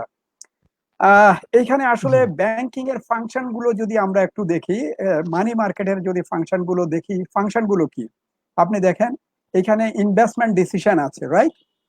ব্যাংকগুলো ডিল করে পাবলিক মানি থেকে, পাবলিক ডিপোজিট নিয়ে ডিল করে এবং সেটাকে ইনভেস্ট করে। মাঝখানে কিন্তু ব্যাংক প্রফিট করে, তাই না? পাবলিক থেকে ডিপোজিট নিয়ে সেই নিশ্চয়ই। ডিপোজিট ইনভেস্টমেন্ট করে, ইন বিটুইন ব্যাংকগুলো বা ফাইন্যান্সিয়াল ইনস্টিটিউশন গুলো আপনার প্রফিট মেক করে। তার বাইরে আরেকটা কাজ এক্স্যাক্টলি। ব্যাংক করে, যেটা হয়তো এনবিএফআই করে না, সেটা হলো যে ডিপোজিটের যে সার্ভিসটা, কারেন্ট অ্যাকাউন্ট, সেভিং অ্যাকাউন্ট, পাবলিকের বিভিন্ন ধরনের ব্যাংকিং সার্ভিস দেওয়া, এই কাজগুলো কিন্তু করে। এখন এই সার্ভিসগুলো দেওয়ার ক্ষেত্রে অ্যাকচুয়ালি রাইট পজিশনে বা বেটার পজিশনে কোন প্রফেশনালরা আছে সেটা নিয়ে question. CFA chartered financial analyst যারা, তাদের রোলটা কি, সিএমএ দের রোলটা কি, এবং অন্য আরো কিছু আছে, যেমন আমাদের দেশে বিআইবিএম আছে, এমবিএম দিচ্ছে তারা, masters in bank management, right, দিচ্ছে। সেটা জি ভাইয়া। সেখানে কিন্তু একটা ডিপ্লোমা ডিগ্রিও আছে, ডিএআইবিবিউ, রাইট? তো এই ডিগ্রিগুলো বাংলাদেশে আছে, যারা ব্যাংকিং এ মোটামুটি আহ, সুযোগ পাচ্ছেন বা কম্পিট করছেন এবং একটা অপরচুনিটি পাচ্ছেন, তাদের একটা ডিমান্ডও আছে। সিএমএ দের আসলে রোলটা কি বা সিএফএ কোনটা বেটার? আপনি যদি ইনভেস্টমেন্ট ব্যাংকার হতে চান, if you want to build your career as a investment banker which is mostly based on, আমি বলবো যে লং টার্ম ইনভেস্টমেন্ট নিয়ে যদি কাজ করেন, যেটা আসলে কাজটা করে ক্যাপিটাল মার্কেট, সেখানে কিন্তু সিএফএ দের একটা ডিমান্ড আছে, কারণ তারা কিন্তু ইনভেস্টমেন্ট ডিসিশন মেকিং এর উপরে তাদের কোর্সের ডেপথটা অনেক বেশি। আর জেনারেল ব্যাংকিং বা আমাদের মতো এনবিএফআই গুলো কিন্তু আমরা মানি মার্কেটে যে কাজটা করি, দেখবেন যে মোস্টলি কিন্তু আমরা ডিপোজিট নেই এবং সেটা কিন্তু ল্যান্ডিং করি। ল্যান্ডিং করা মানে আমরা কিন্তু আসলে লোন দিয়ে থাকি, রাইট? ব্যাংকগুলো এবং আমরা যদি বলি আমরা লোন দিয়ে থাকি। অবভিয়াসলি ভাইয়া। এইখানে আমি বলবো যে সিএফএ দের চেয়েও আসলে ধরে নেওয়া হয় সিএফএ রা ব্যাংকের জবের জন্য বেটার। তাদের একটা কোর্স আছে, যে কোর্সটা কিন্তু মোস্টলি ফাইন্যান্সিং এর উপরে, ইনভেস্টমেন্ট ডিসিশন, বরোয়িং ডিসিশন এগুলোর উপরে। কিন্তু সিএমএ দেরকে আমি একটু কম্পারেটিভলি এগিয়ে রাখবো, এটা আমার পার্সোনাল ওপিনিয়ন, আমি একটু শেয়ার করি হোয়াই। আপনি সিএমএরা দেখেন, আপনি যখন একটা ইনভেস্টমেন্ট করতে যাবেন, ইনভেস্টমেন্টটা কোথায় করবেন? আমি একটা ফাইন্যান্সিয়াল ইনস্টিটিউশন, আমরা কিন্তু একটা টেক্সটাইল মিলে কিন্তু লোন দিয়ে থাকি, একটা গার্মেন্টস এ লোন দিয়ে থাকি, রাইট? আমরা একটা কিন্তু স্টিল ইন্ডাস্ট্রিতে লোন দিয়ে থাকি। এখন ওই ইন্ডাস্ট্রিটা কিন্তু আপনি যখন একটা ল্যান্ডিং ডিসিশন নেবেন, আপনাকে কিন্তু আপনার শুধুমাত্র অ্যানালিসিস করার ক্যাপাসিটি থাকলেই হবে না, ওই বিজনেসটাও কিন্তু আপনাকে কিন্তু বুঝতে হবে, এবং বিজনেসটা যদি আপনি যতটা বেশি বুঝবেন, ততই কিন্তু আপনার ডিসিশন মেকিং এ হেল্পফুল হবে। সিএম এরা কস্ট অ্যান্ড ম্যানেজমেন্ট অ্যাকাউন্টেন্ট, এবং আমাদের এই ডিগ্রিটা ধরাই হয় প্রিডমিনেন্টলি আমরা কিন্তু ম্যানুফ্যাকচারিং এ ভালো করি, মোস্টলি আমাদের মেম্বাররা ম্যানুফ্যাকচারিং এ এনগেজড। তো manufacturing, accounting, cost of goods sold, এই যে ব্যাপারগুলো বা বিজনেস যেটা আর কি, বিজনেসের যে কস্ট ড্রাইভার গুলো, আপনারা একটা এন্টিটির টোটাল স্ট্রাকচার যদি দেখেন, তার মধ্যে ফাইন্যান্সিং কস্টটা কত পার্সেন্ট, আর তার আদার কস্টটা, আপনি একটা যদি টেক্সটাইলের কথা ধরেন, একটা স্টিল মিলের কথা ধরেন, তাদের টোটাল রেভিনিউর কম্পোজিশন যদি দেখেন, রেভিনিউর অন্তত 40 থেকে 50% আপনি পাবেন কস্ট অফ গুডস সোল্ড এর মধ্যে, ফাইন্যান্সিং কস্টটা পাবেন 10 থেকে 20% এর মধ্যে। তো আপনি রেভিনিউর যদি কম্পোনেন্ট গুলো দেখেন, সেখানেও কিন্তু আপনি বুঝতে পারবেন যে কোন জায়গাটা বেশি ইম্পর্টেন্ট। কস্ট অ্যাকাউন্টেন্টদের রোলটা আমি বলবো সেই জন্য আসলে ব্যাংক এবং ফাইন্যান্সিয়াল ইনস্টিটিউশনে তাদের কন্ট্রিবিউট করার মতো প্রচুর সুযোগ আছে, কারণ তারা ম্যানুফ্যাকচারিংটাকে ভালো বুঝে, তারা কিন্তু বিজনেসটাকে ভালো বুঝে, তারা কিন্তু সিএফএ দের চেয়েও আমি বলবো তাদের ওইসব কারণে, ম্যানুফ্যাকচারিং এর, অ্যাকাউন্টিং এর কারণে, কস্ট অফ গুডস সোল্ড নিয়ে তারা যেহেতু কাজ করে, ম্যানেজমেন্ট অ্যাকাউন্টিং নিয়ে যারা যেহেতু তারা কাজ করে, বাই অর রেন্ট ডিসিশন নিয়ে যেহেতু তারা কাজ করে, so they are in a better position to analyse the business in addition to take a financial or investment decision. So CFA দেরকে বলা হয়, ওই ইনস্টিটিউটটা আসলে বিল্ড আপই করা হয়েছিল যে ব্যাংক বা ফাইন্যান্সিয়াল মার্কেটকে নিয়ে, সেই জন্য ট্রেডিশনালি তাদের কিন্তু ডিমান্ডটা আমি বলবো এখন পর্যন্ত বেশি, কারণ ওইটা ইনস্টিটিউটটা ডেভেলপই করা হয়েছিল ফাইন্যান্সিয়াল মার্কেটকে টার্গেট করে। আমাদের কস্ট অ্যান্ড আইসিএমএবি কে যেরকম বা কস্ট অ্যান্ড ম্যানেজমেন্ট অ্যাকাউন্টিং এই প্রফেশনটা ডেভেলপ করেছে মেইনলি কিন্তু ম্যানুফ্যাকচারিং কে টার্গেট করে। কিন্তু রিভলিউশনের কারণে আপনি দেখেন এখন কিন্তু সিএম এরা কিন্তু will be in a better position to understand the business, so that they can take a business investment decision. তো আমি বলবো যে আসলে এখানে স্কিল সেট আছে সিএমএ দের, আপনি যদি সিএমএ হন, আপনি ডেফিনেটলি ভালো করতে পারবেন যে কোনো ব্যাংক এবং ফাইন্যান্সিয়াল ইনস্টিটিউশনে, অ্যাজ এ ইনভেস্টমেন্ট ব্যাংকারও ভালো করতে পারবেন, অ্যাজ এ ফাইন্যান্সিয়ার হিসেবেও ভালো করতে পারবেন, যে কোনো বিজনেস ডিসিশনে আপনারা বেটার করতে পারবেন, because you we understand better a business than a CFA. Thank you. ধন্যবাদ ভাইয়া আমাদের অডিয়েন্সের জন্য ব্যাপারটা সুন্দরভাবে গুছিয়ে বুঝিয়ে বলার জন্য। আশা করি যারা এই হেজিটেশনে ভুগছে সিএফএ আর সিএমএ ব্যাংকিং সেক্টরের জন্য, তারা আরেকটি ভালো ডিসিশন নিতে পারবে। তো ভাইয়া আমি আপনাকে আরেকটা টপিকে যাব, সেটি হচ্ছে সিএমএ পাশ করে কেউ যদি নিজের কনসালটেন্সি বিজনেস শুরু করতে চায় অথবা কস্ট অডিট ফার্ম দিতে চায় বা বিজনেস প্রসেস আউটসোর্সিং কাজ করে, ফরেন কোম্পানিগুলোর সাথে অ্যাকাউন্টিং, ফাইন্যান্সের ব্যাক অফিস সাপোর্ট গুলো দেয়, সেক্ষেত্রে তার সুযোগ কতটুকু? অথবা কেউ যদি কস্ট অডিট স্পেশালাইজড ফার্ম করে, যেটা আইসিএবি থেকে লাইসেন্স দেওয়া হয়, সেক্ষেত্রে বাংলাদেশে কস্ট অডিটের প্রসপেক্টটা কেমন ফিউচারে হতে পারে এ সম্পর্কে যদি একটু ব্রিফ একটা আইডিয়া দিতেন ভাই। থ্যাংক ইউ সৌরভ, খুবই ভালো একটা কোয়েশ্চেন, এটাও আমি বলবো। আমি আবারও রেফার করব সেই দ্য ফিউচার অফ জব রিপোর্টের উপরে। ওইখানে খুব সুন্দর একটা কিন্তু অ্যানালাইসিস করা আছে যে আপনার কোন জবগুলো আউটলুক পজিটিভ, কোন জবগুলোর আউটলুক নেগেটিভ, এবং যেই জবগুলোর আউটলুক পজিটিভ সেগুলোতে স্কিল সেটের স্ট্যাবিলিটি আছে নাকি স্কিল সেটের ডিসরাপশন আছে। খুব সুন্দর একটা রিপোর্ট। তো ওইখানে নাম্বার ওয়ানে মানে টপ ডিমান্ডের মধ্যে যেটা আছে, যে যেগুলো যেসব জব পজিটিভ আউটলুকে আছে, সেখানে নাম্বার ওয়ানে আছে হলো যে ইনফরমেশন টেকনোলজি, আপনার সেকেন্ডেই আছে কিন্তু ম্যানেজমেন্ট কনসালটেন্সি, রাইট?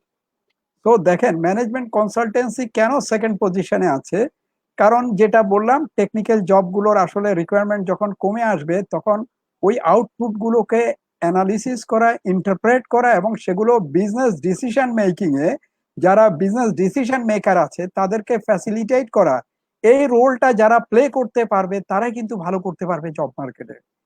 এখানে কস্ট অ্যান্ড ম্যানেজমেন্ট অ্যাকাউন্টেন্টরা একটু এগিয়ে থাকবে আমি বলবো বাংলাদেশের অন্য যে কোনো প্রফেশনাল অ্যাকাউন্টিং বডি থেকে, কারণ ম্যানেজমেন্ট অ্যাকাউন্টেন্টের রোলই হলো কিন্তু ফাইন্যান্সিয়াল ডাটাগুলো অ্যানালিসিস করে সেটা ম্যানেজমেন্টকে ডিসিশন মেকিং এ হেল্প করার জন্য। এবং এই কাজটা কিন্তু করবে হলো যে আমাদের যারা প্রফেশনাল অ্যাকাউন্টিং ফার্মগুলো আছে তারা। আমরা অ্যাজ অ্যান এমপ্লয়ি হিসাবে যেমন আমাদের ম্যানেজমেন্টকে গাইড করতে পারি, বাট আমাদের কিন্তু ক্যাপাসিটি কিন্তু লিমিটেড। অ্যাজ অ্যান ইন্ডিভিজুয়াল আমরা যখন একটা ম্যানেজমেন্টকে গাইড করি, আমি কিন্তু আমার only based on my knowledge, my expertise আমি কিন্তু তাকে গাইড করছি।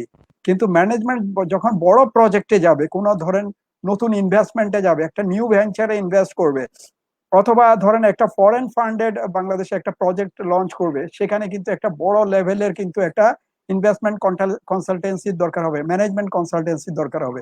তখন কিন্তু অ্যাজ এ ইন্ডিভিজুয়াল কিন্তু কাজ করা ডিফিকাল্ট হবে। সেখানে দরকার যেটা সেটা হলো team of professionals, team of expert. তো সেই টিমটা কারা? সেই টিমটাই কিন্তু একটা কনসালটেন্সি ফার্ম।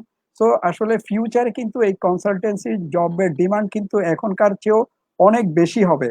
আমি যদি এই কোভিড এর সিচুয়েশনটা এক্সপ্লেইন করি তাহলে বলবো, এখন এই কোভিড এর মধ্যে কিন্তু গ্লোবালি যে স্ট্র্যাটেজি গুলা ফলো করছে তার মধ্যে কিন্তু দেখবেন যে এখন ম্যানেজমেন্ট, বিভিন্ন এন্টিটি যারা ম্যানেজমেন্ট আছে তারা কিন্তু বেশি মাত্রায় চাচ্ছে যে এই সিচুয়েশনে তারা আসলে তাদের স্ট্র্যাটেজি কি হবে, তাদের ফাইন্যান্সিয়াল প্ল্যানিং কি হবে, কিভাবে ফাইন্যান্সিয়াল রিস্ট্রাকচারিং করবে, এবং এই যে হঠাৎ করে যে চেঞ্জিং ডিমান্ড, যে চেঞ্জিং এনভায়রনমেন্ট, যে নিউ নর্মাল, এই ক্ষেত্রে আসলে তাদের স্ট্র্যাটেজি গুলাকে তারা ইমিডিয়েটলি অ্যাডাপ্ট করার মতো টেকনিক্যাল এবং ম্যানেজমেন্ট এক্সপার্টিস কিন্তু তাদের নাই। So they are actually opting for more and more management consultancy services. এই সার্ভিসগুলো আসলে ফার্মগুলো দিয়ে থাকে।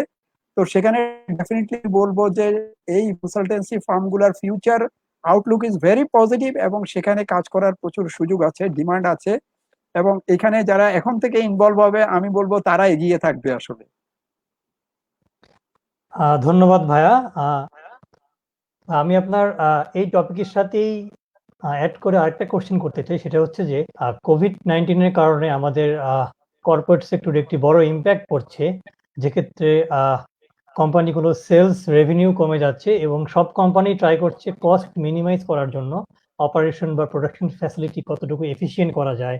হ্যাঁ, এসব করা ট্রাই করছে, এবং যেসব ক্ষেত্রে আমি মনে করি যে একজন কস্ট অ্যান্ড ম্যানেজমেন্ট অ্যাকাউন্টের ভূমিকা অনেক বড় একটা রোল প্লে করবে এইসব কোম্পানিতে। তো এইসব কোম্পানিতে যদি সিএমএ হোল্ডাররা কিভাবে তাদের ইম্প্যাক্টটা ফেলতে পারে এইসব কোম্পানির, যে মানে তারা যে স্ট্র্যাটেজি গুলো নিচ্ছে কস্ট রিডাকশন, প্রফিট ম্যাক্সিমাইজেশন বা প্রোডাকশন এফিসিয়েন্সি ইমপ্রুভ করে কিভাবে কস্ট কমিয়ে প্রফিট বাড়ানো যায়। তো এক্ষেত্রে সিএমএ হিসেবে বা সিএমএ মেম্বার হিসেবে যারা কর্পোরেশনে লিড করছে তারা কিভাবে ভূমিকা রাখতে পারে এ সম্পর্কে যদি একটু বলেন। ধন্যবাদ সৌরভ, খুবই টাইমলি একটা কোয়েশ্চেন, এবং এটার সঙ্গে আসলে অনেক কিছু ইনভলভ আমি বলবো। এখনকার সিনারিওর সঙ্গে, এখনকার সিচুয়েশনের সঙ্গে এই টোটাল পিকচারটা খুবই রিলেভেন্ট। এবং আমি মনে করি এই সিচুয়েশনে কোভিড-19 প্যান্ডেমিকের কারণে টোটাল গ্লোবাল ইকোনমি এবং আমাদের ইকোনমির উপরে যে ইম্প্যাক্টটা আসছে, আপনারা জানেন ওয়ার্ল্ড ব্যাংক অলরেডি কিন্তু আমাদের জিডিপি প্রজেকশন কিন্তু সিগনিফিক্যান্টলি কাট ডাউন, যেটা আমাদের আগের প্রজেকশন ছিল। আমরা ইভেন 2020-তে আমাদের গ্রোথ প্রজেকশন ছিল মোর দেন 8%, 2021ও ছিল 8%-এর উপরে, বাট সেটা কিন্তু এডিবি রিভাইজ করে এই বছর 2020-তে গ্রোথ প্ল্যান হলো 4.5%, এবং 2021-এ আবার তারা একটা রিসার্জেন্স প্রজেক্ট করছেন এবং সেক্ষেত্রে 7.5% রাখছেন। বাট ওয়ার্ল্ড ব্যাংক কিন্তু উল্টাটা করেছেন, ওয়ার্ল্ড ব্যাংক কিন্তু কন্টিনিউয়াসলি কমিয়ে দিচ্ছেন। সো অ্যাকচুয়ালি গ্লোবালি এখন স্ট্র্যাটেজি, যখনই এরকম কোনো সিচুয়েশন আসে, যখন বিজনেসগুলো বা এন্টিটিগুলো যখন গ্রোথ মোডে থাকে, তখন কিন্তু তারা অনেকগুলো স্ট্র্যাটেজি ফলো করে। আর যখন রিসিশন আছে বা কোনো কারণে ডিক্লাইনিং ট্রেন্ডে বিজনেসগুলো যায়, তখন একটা জেনেরিক স্ট্র্যাটেজি সবাই ফলো করে, কস্ট রিডাকশন স্ট্র্যাটেজি। আপনার বিজনেস কমে যাচ্ছে, আপনার প্রফিট মার্জিন ফল করছে, সো জেনারিক যে স্ট্র্যাটেজিটা তারা ফলো করে, তারা কস্ট রিডাকশন স্ট্র্যাটেজিতে ফলো করে। সো এইখানে কিন্তু আমি বলবো সেজন্য যে কস্ট রিডাকশন স্ট্র্যাটেজিটা সাকসেসফুলি করতে হলে কস্ট ড্রাইভার যেগুলো আছে, কস্ট ড্রাইভার গুলো কিন্তু বোঝাটা খুবই ইম্পর্টেন্ট। যে আসলে আপনারা যদি সিএমএ কোর্সটা যারা অলরেডি পড়াশোনা করছেন, আমি বলবো তারা কিন্তু জানেন একটা কস্ট, আমরা মনে করি যে শুধু কস্ট। আপনি যখন একটা জিনিস প্রডিউস করেন, আপনি চিন্তা করেন আমি এই জিনিসটা 100 টাকায় বিক্রি করবো, এটা টোটাল কস্ট কত? 70 টাকা। এখন ধরেন মার্কেটে কোনো কারণে, এই যে প্যান্ডেমিকের কারণে ধরেন মার্কেটে এই কস্ট, প্রোডাক্টের কস্টটা নেমে গেল, মার্কেট ডিমান্ড নাই, এখন আপনাকে সার্ভাইভ করতে হবে। আপনি হয়তো চিন্তা করতেছেন যে এখন যেই প্রোডাক্টের কস্ট আপনি বলতেছেন 70 টাকা, সেটা 60 টাকায় যদি অফার করা যায়, তাইলে হয়তো পাবলিক এখন এটা নিবে। কারণ এই কোভিডে দেখেন এখন কিন্তু মানুষ এসেনশিয়াল গুডস ছাড়া কিন্তু অন্য গুডস কিন্তু কিনতেছে না। সো নন এসেনশিয়াল যে গুডস গুলা, সেগুলোর ডিমান্ড কিন্তু কমে গেছে। আপনারা দেখবেন যে হাউস হোল্ড অনেক কিছুই এখন কিন্তু প্রচুর প্রোমো অফার দিচ্ছে। কেন? তারা জানে যে এখন কিন্তু মানুষ নন এসেনশিয়াল গুডস গুলো কিনছে না, তারা কিনছে এসেনশিয়াল গুডস। সো নন এসেনশিয়াল গুডস নিয়ে আপনি কি বসে থাকবেন? বসে থাকলে কি আপনার ইনভেস্টমেন্টটা আপনি রিয়েলাইজ করতে পারবেন? আপনার প্রফিট না করেন, অ্যাটলিস্ট আপনাকে লসটা ঠেকানোর যে চিন্তা ভাবনাটা, সেটা বুঝতে গেলে আপনাকে কিন্তু কস্ট ড্রাইভার গুলো, যে এখানে কস্ট কম্পোনেন্ট গুলো কি, এটা কিন্তু আপনাকে বুঝতে হবে। আপনাকে খেয়াল করতে হবে, আপনি যেই কস্টটা বলেছেন, যেটা এতদিন 100 টাকায় বিক্রি করতেন, কস্ট বলতেছেন 70 টাকা। এই 70 টাকা কি আপনার ফুল কস্ট? এই কস্টের মধ্যে আপনার সাঙ্ক কস্ট কতটুকু? মানে যেই কস্টটা আপনি ডিসিশন যাই নেন না কেন, সেটা কিন্তু চেঞ্জ করা যাবে না, অলরেডি কিন্তু আপনার এই কস্টটা হয়ে গেছে। আরেকটা হলো অ্যালোকেটেড কস্টটা আপনার কতটুকু? আপনি কস্টের, আমরা জানি যারা কস্ট অ্যাকাউন্টিং পড়ছেন, ফিক্সড কস্ট আছে, ভেরিয়েবল কস্ট আছে। যেইটুকু কস্ট আপনার ডাইরেক্ট কস্ট, সেইটুকু আপনি যদি রিয়ালাইজ করতে পারেন, সেইটুকু যদি আপনি সেগ্রিগেট করতে পারেন, যে আসলে এই কস্টের মধ্যে এইটুকু আমার এডিশনাল ভেরিয়েবল কস্ট, এইটুকু যদি আমি রিয়ালাইজ করতে পারি, তাহলে কিন্তু আমি আমার প্রোডাক্ট রিপ্রাইসিং করতে পারবো। সো আপনি 70 টাকার যেই কস্ট বলতেছেন, সেখানে হয়তো আপনার ডেপ্রিসিয়েশন ইনক্লুড, কিন্তু ডেপ্রিসিয়েশন কি আপনি রিয়েলাইজ করতে পারবেন? ডেপ্রিসিয়েশনের জন্য যদি আপনি বসে থাকেন, 70 টাকায় আমি বিক্রি না করলে আমার লস হয়ে যাবে, সো আমি বিক্রি করবো না, প্রোডাক্ট নিয়ে বসে থাকবো। কিন্তু আপনি যদি কম্পোনেন্টে যান, দেখবেন যে 70 টাকার মধ্যে হয়তো 20 টাকাই বা 10 টাকা আপনার ডেপ্রিসিয়েশন। তো এই ডেপ্রিসিয়েশন আমরা জানি এটা একটা সাঙ্ক কস্ট, এটা আসলে আমার ডিসিশন মেকিং এ কোনো ইনফ্লুয়েন্স ক্রিয়েট করতে পারবে না। তখন কিন্তু আমি ডিসাইড করতে পারবো, ওকে ফাইন, আমি এটা কিন্তু 65 টাকাও বিক্রি করলেও আমার কিন্তু ডাইরেক্ট কস্টের উপরে 5 টাকা কিন্তু আমার রিটার্ন আসবে, যেটা আমার টোটাল প্রজেক্ট কস্ট বা যে আমার সাঙ্ক কস্ট গুলো আছে সেগুলোকে রিডাকশনে হেল্প করবে। সো এই সিচুয়েশনে আসলে কস্ট অ্যাকাউন্টেন্টদের রোল, স্ট্রং রোল প্লে করার মতো সুযোগ আছে। এবং সেক্ষেত্রে আমি যেটা সাজেস্ট করব, যারাই আপনারা বিভিন্ন কোম্পানিতে যারা জবে আছেন, আপনারা আপনাদের ম্যানেজমেন্টকে কিন্তু এই কস্ট স্ট্রাকচার গুলো নিয়ে, একটু কস্ট ড্রাইভার গুলোকে নিয়ে কনভিন্স করার চেষ্টা করেন, কস্ট কম্পোনেন্ট গুলো বোঝার চেষ্টা করেন, এবং সেক্ষেত্রেই কিন্তু আপনারা বুঝতে পারবেন যে এখানে আমরা কতটুকু হেল্প করতে পারি। আমরা কিন্তু সিগনিফিক্যান্টলি কস্ট রিডাকশনের জন্য অ্যাকচুয়ালি যেগুলো রেলিভেন্ট কস্ট, যে কস্ট গুলো আমার ডিসিশনের ডাইরেক্ট ইম্প্যাক্ট আছে, আর যে কস্ট গুলো সাঙ্ক কস্ট, যেগুলো কিন্তু আমি রিয়েলাইজ করতে পারবো না, এই কস্ট গুলোকে কনসিডার না করে আমি ডাইরেক্ট কস্ট বা রিলেভেন্ট কস্ট গুলোকে যদি সেগ্রিগেট করে দিতে পারি, তাহলে কিন্তু আমরা ম্যানেজমেন্টকে বোঝাতে সক্ষম হবো যে 100 টাকার জিনিস যেটা আমি 70 টাকা কস্ট বলতেছি সেটা 65 টাকা বিক্রি করলেও আমার ক্যাশ ফ্লোতে কিন্তু সেটা একটা পজিটিভ ইম্প্যাক্ট রাখবে, এবং সেটা কিন্তু আমার এই ক্রিটিক্যাল সিনারিওতে কিন্তু আমার কোম্পানিকে বা আমাদের এন্টিটিকে কিন্তু successfully cash flow positive case flow generate করে সার্ভাইভ করার ক্ষেত্রে হেল্প করবে। সো ডেফিনেটলি কস্ট অ্যাকাউন্টেন্টদের ভালো রোল আছে এই সিচুয়েশনে প্লে করার মতো। থ্যাংক ইউ ভাইয়া। তো এই কোশ্চেনের সাথে রিলেট করে আমাদের অডিয়েন্সের দুটো কোশ্চেন আছে। একটি হচ্ছে মোহাম্মদ আফতাবউদ্দিন ভুইয়া কোশ্চেন করেছে, what should the professional aspirant CA CMA students do, particularly training or software learning, since finding job will be more tough for everyone after this COVID-19 pandemic? আরেকটা কোশ্চেন করেছে আমাদের অডিয়েন্স থেকে, উনি হচ্ছে Mohammad Mostakin Mamun. Sir, we know that the corporate job market will be highly affected due to COVID-19. In that case, will the demand of accountants will also be affected? তো ভাই এখানে আমি দুইটা কোশ্চেন দেখছি। একটি হচ্ছে যে COVID-19 সিচুয়েশনের কারণে অনেক জব হোল্ডাররা অ্যাকাউন্টেন্টসরা জব হারাবে, তো সেক্ষেত্রে তারা কি স্কিল ডেভেলপ করলে পুনরায় জব পেতে তাদেরকে সুবিধা করবে, এবং COVID-19 কারণে অ্যাকাউন্টেন্টস যারা আছে তারাও কিভাবে এফেক্টেড হবে। তো আমার মনে হয় দুটো কোশ্চেন একটু সিমিলার টাইপের, আপনি যদি একসাথে শর্ট করে একটা অ্যান্সার দিয়ে দিতেন। Thank you Sourav. দুইটা কোয়েশ্চেনই আসলে খুবই রিলেভেন্ট কোয়েশ্চেন, বিশেষ করে কারেন্ট সিনারিওতে আমরা দেখতে পাচ্ছি যে প্রচুর জব কাট হচ্ছে এবং প্রচুর স্যালারি কাট হচ্ছে, দুইটাই হচ্ছে। কিন্তু জব যেরকম কাট হচ্ছে, জবের পাশাপাশি স্যালারি কাটও হচ্ছে। সো আসলে আমরা যারা প্রফেশনাল বা আমরা যারা সার্ভিস হোল্ডার, আমরা কিন্তু দুইটা সিনারিও কিন্তু ফেস করতেছি। এবং এই সিনারিওতে আসলে আমি যেটা বলেছিলাম যে যেহেতু বিজনেসের স্কোপ কমে যাচ্ছে, তো স্বভাবতই যারা বিজনেস ওনার তারা কিন্তু কস্ট রিডাকশন বা কস্ট কাটেলে যাচ্ছে। এবং এই ক্ষেত্রে আমাদের অ্যাকাউন্টেন্ট যারা, আসলে আমরা যদি আমাদের ভ্যালু এডিশন এনশিওর করতে না পারি, স্বভাবতই আমরাও কিন্তু সেই আমি বলবো ছুরির নিচে পড়বো আর কি। তো আমি একটু আগে যেটা বলতেছিলাম যে আসলে এই ক্ষেত্রে আমরা যারা অ্যাকাউন্টেন্ট, আমাদের কুইকলি কিন্তু রেসপন্ড করতে হবে।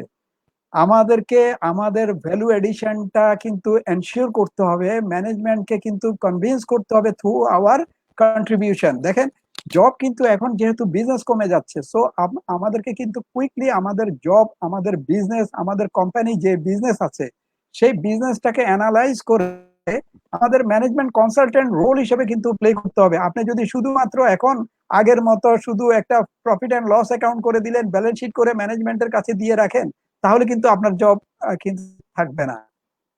আপনাকে সেটার পাশাপাশি যেটা করতে হবে, ওই ম্যানেজমেন্ট কনসালটেন্সি রোলটাও কিন্তু আপনাকে এখন প্লে করতে হবে, এবং সেটা প্রোঅ্যাক্টিভলি যদি পারেন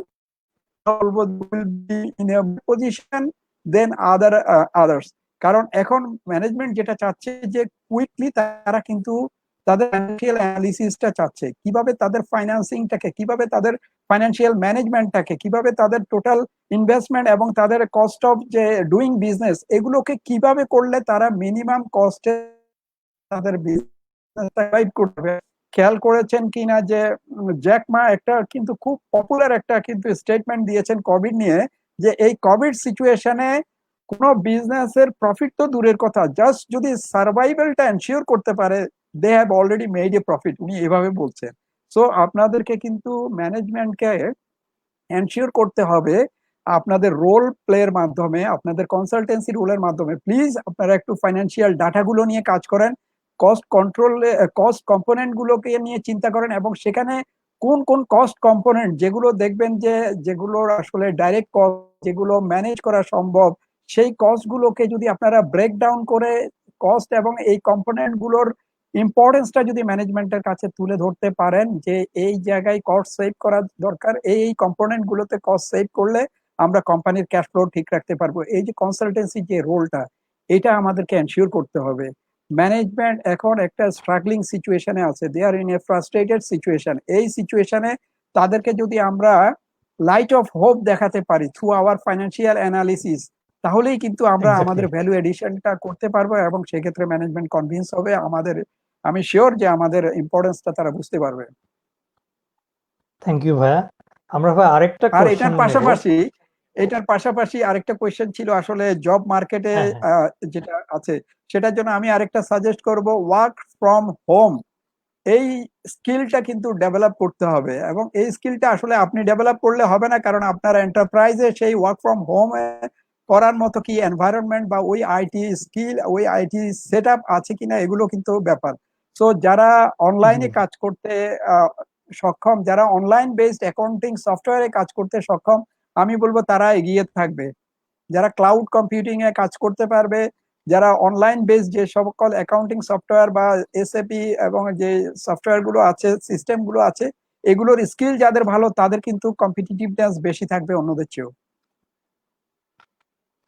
ধন্যবাদ ভাইয়া। আমরা আরেকটা কোশ্চেন নিব। কোশ্চেনটা করেছে Munshi Shariatullah Jewel. Sir, I have a question to you that we know most of the employer seek practical experienced candidate to provide a job, but CMA is mostly theoretical knowledge-based profession. How can a CMA student overcome the challenges of practical knowledge at the entering in the job market, and is the 3 months practical knowledge after completing CMA is enough in this regard? তো ভাই যদি কোশ্চেনটাকে summarise করি, উনি বলতে চাচ্ছেন যে CMA যারা qualify করছে বা সিএমএ প্রফেশনে আসছে তাদেরকে থ্রি মান্থসের একটা প্র্যাকটিক্যাল ইন্টার্নশিপ টাইম ফ্রেম আছে যেটা কমপ্লিট করতে হয় সিএমএ ডিগ্রি কোয়ালিফিকেশনের সাথে সাথে। তো আমরা দেখি যে জব সেক্টরে মোস্ট অফ দি এমপ্লয়ার যেটা ডিমান্ড করে সেটি হচ্ছে এক্সপিরিয়েন্স ক্যান্ডিডেট। ফর এক্সাম্পল যারা সিএ থেকে আসছে, সিএসি বা অ্যাটলিস্ট 2-3 ইয়ার্স এক্সপিরিয়েন্স। তো সেক্ষেত্রে কোশ্চেনটা হচ্ছে যে 3 মান্থসের যে প্র্যাকটিক্যাল যে এক্সপিরিয়েন্সের একটা টাইম ফ্রেম দিয়ে দিয়েছে সিএমএ ডিগ্রির সাথে, এটি কতটুকু রিলেভেন্ট বা জব পাওয়ার ক্ষেত্রে কতটুকু সামঞ্জস্যপূর্ণ, এটি যদি একটু বলতেন। থ্যাংক ইউ, খুব ইন্টারেস্টিং একটা কোয়েশ্চেন। এবং এইটার আমি যদি বলি দুইটা পার্ট আছে, আমি একটু শেয়ার করি। প্রথমে যেটা বলেছে যে সিএমএ সিএমএ এনরোল করা অবস্থায় কোনো প্র্যাকটিক্যাল এক্সপোজার কিন্তু হচ্ছে না, হুইচ ইজ ট্রু। এবং সেকেন্ড পার্টটা হলো যে সিএমএ কমপ্লিট করার পরে 3 মাসের যে ট্রেনিং পিরিয়ড, 3 মাসের যে ইন্টার্নশিপ পিরিয়ডটা আছে, হ্যাঁ, হ্যাঁ। ওটা কি অ্যাডিকুয়েট কিনা। তো এইখানে আমি বলবো আসলে সিএমএ এডুকেশন এই ক্ষেত্রে সিএ থেকে একটু অ্যাডভান্টেজিয়াস পজিশনে আছে। আমি এই কারণে বলবো, আপনি দেখেন একটা সিএ ফার্মে যখন কাজ করেন তখন কিন্তু আপনাকে কিন্তু একটা প্র্যাকটিক্যাল ফার্মের সঙ্গে থেকে কাজ করতে হয়, so you are getting a practical exposure. আর আপনি যদি সিএমএটা করেন, ঠিক সি এর অ্যাপ্রোচেই যান। যারা পড়তেছে আমি তাদেরকে বলবো, আপনারা সিএমএটা যারা জবের পাশাপাশি করবেন, they will be in an advantageous position then যারা শুধুমাত্র সিএমএ অ্যাজ এ স্টুডেন্ট যারা কন্টিনিউ করছেন। সো বেটার হলো আপনারা অলরেডি গ্রাজুয়েশন করে, ম্যাক্সিমাম যারা আসেন গ্রাজুয়েশন করে আসেন, এখন এইচএসসি করে আসছেন, ওদের কিন্তু হয়তো সময় আছে, তারা আলটিমেটলি গ্রাজুয়েশন করে তারপরে ওই সুযোগটা পাবেন। অনেস্টলি স্পিকিং, যে 3 মাস কি এনাফ কিনা, আপনার 3 মাসের পরে আসলে একজন প্রফেশনাল অ্যাকাউন্টেন্ট, আপনি দেখবেন যে সিএ তে যারা কোর্স কমপ্লিট করে, সিএ কোর্স কমপ্লিটেড টোটাল টেনিউরে আপনারা যে এক্সপিরিয়েন্সটা পান, মোস্টলি, সরি আমি এটাকে কিন্তু আমি রিকোয়েস্ট করবো, হয়তো এখানে সিএর স্টুডেন্টরাও আছেন, আমি রিকোয়েস্ট করবো জি, আপনারা জি। এটাকে অন্যভাবে নিবেন না। মোস্টলি তাদেরকে দিয়ে যে কাজগুলো করা হয়, ম্যাক্সিমাম মোস্টলি কিন্তু তাদেরকে দিয়ে আগে ক্লারিক্যাল কাজগুলো করা হয়, স্ট্র্যাটেজিক লেভেলের কাজগুলো কিন্তু তাদেরকে দিয়ে করা হয় না। সো এই যে 3 বছরের যে এক্সপিরিয়েন্স, এটাকে কিন্তু আমি বলবো না যে সিগনিফিকেন্ট এক্সট্রা এক্সপিরিয়েন্স।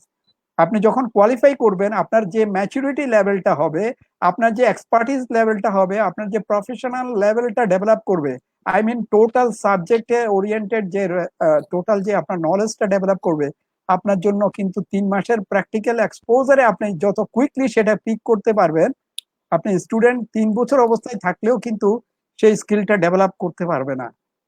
এখানে কিন্তু কোর্সের যে কন্টেন্টস আমি আগেও বলেছি, যখন প্রফেশনাল টোটাল কোর্সটা আপনি পাবেন, সেই কোর্সটা যখন আপনি টোটালে আপনার মানে কমপ্লিট করা থাকবে, তখন 3 মাসে কিন্তু আপনি খুব তাড়াতাড়ি জিনিসটা পিক করতে পারবেন, কারণ আপনাকে কিন্তু তখন কিন্তু প্রফেশনালি আপনি কিন্তু একজন সাউন্ড প্রফেশনাল হিসাবেই কোয়ালিফাই করে আসছেন। প্র্যাকটিক্যাল এক্সপোজার দেখেন, অ্যাকাউন্টিং এর যে বেসিক এক্সপোজার যেগুলো দরকার, যেগুলো আপনারা বলতেছেন সিএ 3 বছরে, যে প্র্যাকটিক্যাল এক্সপোজারটা কিসের, আপনার শুধুমাত্র income statement, profit and loss, balance sheet এই পর্যন্তই তারা কিন্তু করেন, এবং সেটার পাশাপাশি অডিটের হয়তো কিছু এডিশনাল জিনিস দেখে থাকেন। ওই এক্সপোজারটা কিন্তু আপনি 3 মাসে যখন কোয়ালিফাই করে বের হবেন, আপনি কিন্তু আপনার জন্য এটা কোনো সমস্যাই হবে না। বাট যেটা বেটার সেটা হলো, আপনি যখন স্টুডেন্টের পাশাপাশি যদি গ্রাজুয়েশন করে আসেন, আমি বলবো আপনি জব করেন, আগে জবে ঢুকেন, জব করার পাশাপাশি সিএমএটা কমপ্লিট করেন, তাহলে কিন্তু আপনার দুইটা অপরচুনিটি পাবেন। এক, আপনার আর্নিংও হচ্ছে, যেটা সিএ স্টুডেন্ট থাকলে আপনার হয়তো হবে না, আপনি কিন্তু আপনার একটা আর্নিংও কিন্তু বিল্ড আপ করলেন, এবং এক্সপিরিয়েন্সের দিকেও কিন্তু আপনি এগিয়ে থাকবেন। একজন সিএ স্টুডেন্ট 3 বছরের আর্টিকেলশিপ নিয়ে ধরেন কোয়ালিফাই করলো 3 বছরের মাথায়, 3 বছর আর্টিকেলশিপ নিল, পরীক্ষা দিল, কোয়ালিফাই করলো। আর আপনি সিএমএ হয়ে 3 বছরের জব এক্সপিরিয়েন্স নিলেন, আপনি ওই তার সঙ্গে সেম টাইমে কোয়ালিফাই করে বেরোলেন, আপনাকে কিন্তু যারা এমপ্লয়ার তারা কিন্তু আপনাকে বেটার ওয়েটটা দিবে। কেন? আপনার 3 বছরের প্র্যাকটিক্যাল এক্সপিরিয়েন্স আছে অন দ্য ফিল্ড, বাট তার এক্সপিরিয়েন্সটা কিন্তু ফার্মের এক্সপিরিয়েন্স হিসেবে ট্রিট হবে। সো ডেফিনেটলি আপনি অ্যাডভান্টেজিয়াস পজিশনে থাকবেন, কিন্তু সিএ করলে আপনি ওই অপরচুনিটিটা পাচ্ছেন না, আপনাকে ফার্মে থাকতে হবে। আর সিএমএ হলে আপনি কিন্তু জব করে তার পাশাপাশি করতে পারছেন, সো আপনার প্র্যাকটিক্যাল এক্সপোজারটা অনেক বেশি হবে। ধন্যবাদ। ধন্যবাদ ভাইয়া।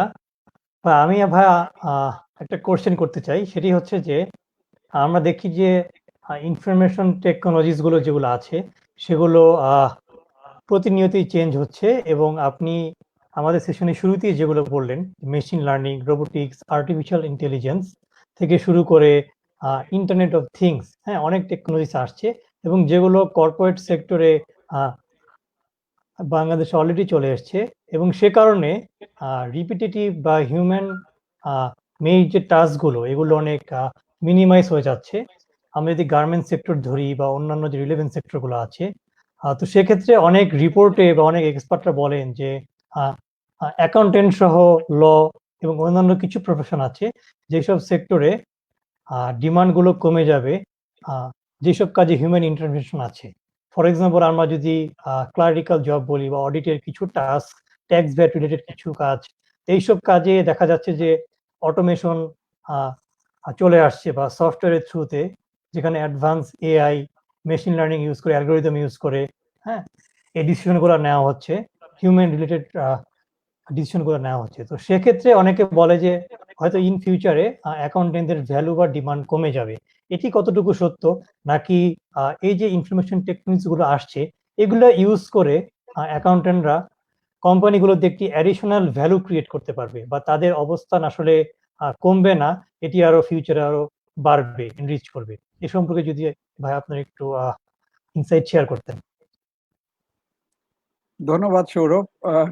খুবই আমার একটা খুব পছন্দের কোয়েশ্চেন আসলে থ্যাংক ইউ। আসলে, কারণ এটা ফ্রিকোয়েন্টলি ডিসকাশন হচ্ছে, এবং আমরা যখন বিভিন্ন প্রফেশনাল সেমিনার, ওয়ার্কশপে জয়েন করি বা ডিসকাশনে জয়েন করি, এই কোয়েশ্চেনটা সব সময় আসতেছে যে রোবোটিক্স মানুষের জব টেক ওভার করছে, সো আলটিমেটলি যারা আমরা আছি তাদের মানে হিউম্যান যে জব, এটার আসলে কি অবস্থা হবে। এখানে আসলে আমি একটু কিছু কিছু জিনিস কিন্তু অলরেডি ডিসকাশন হয়েছে, আমি সেটাকে আবার একটু এভাবে সামা করব।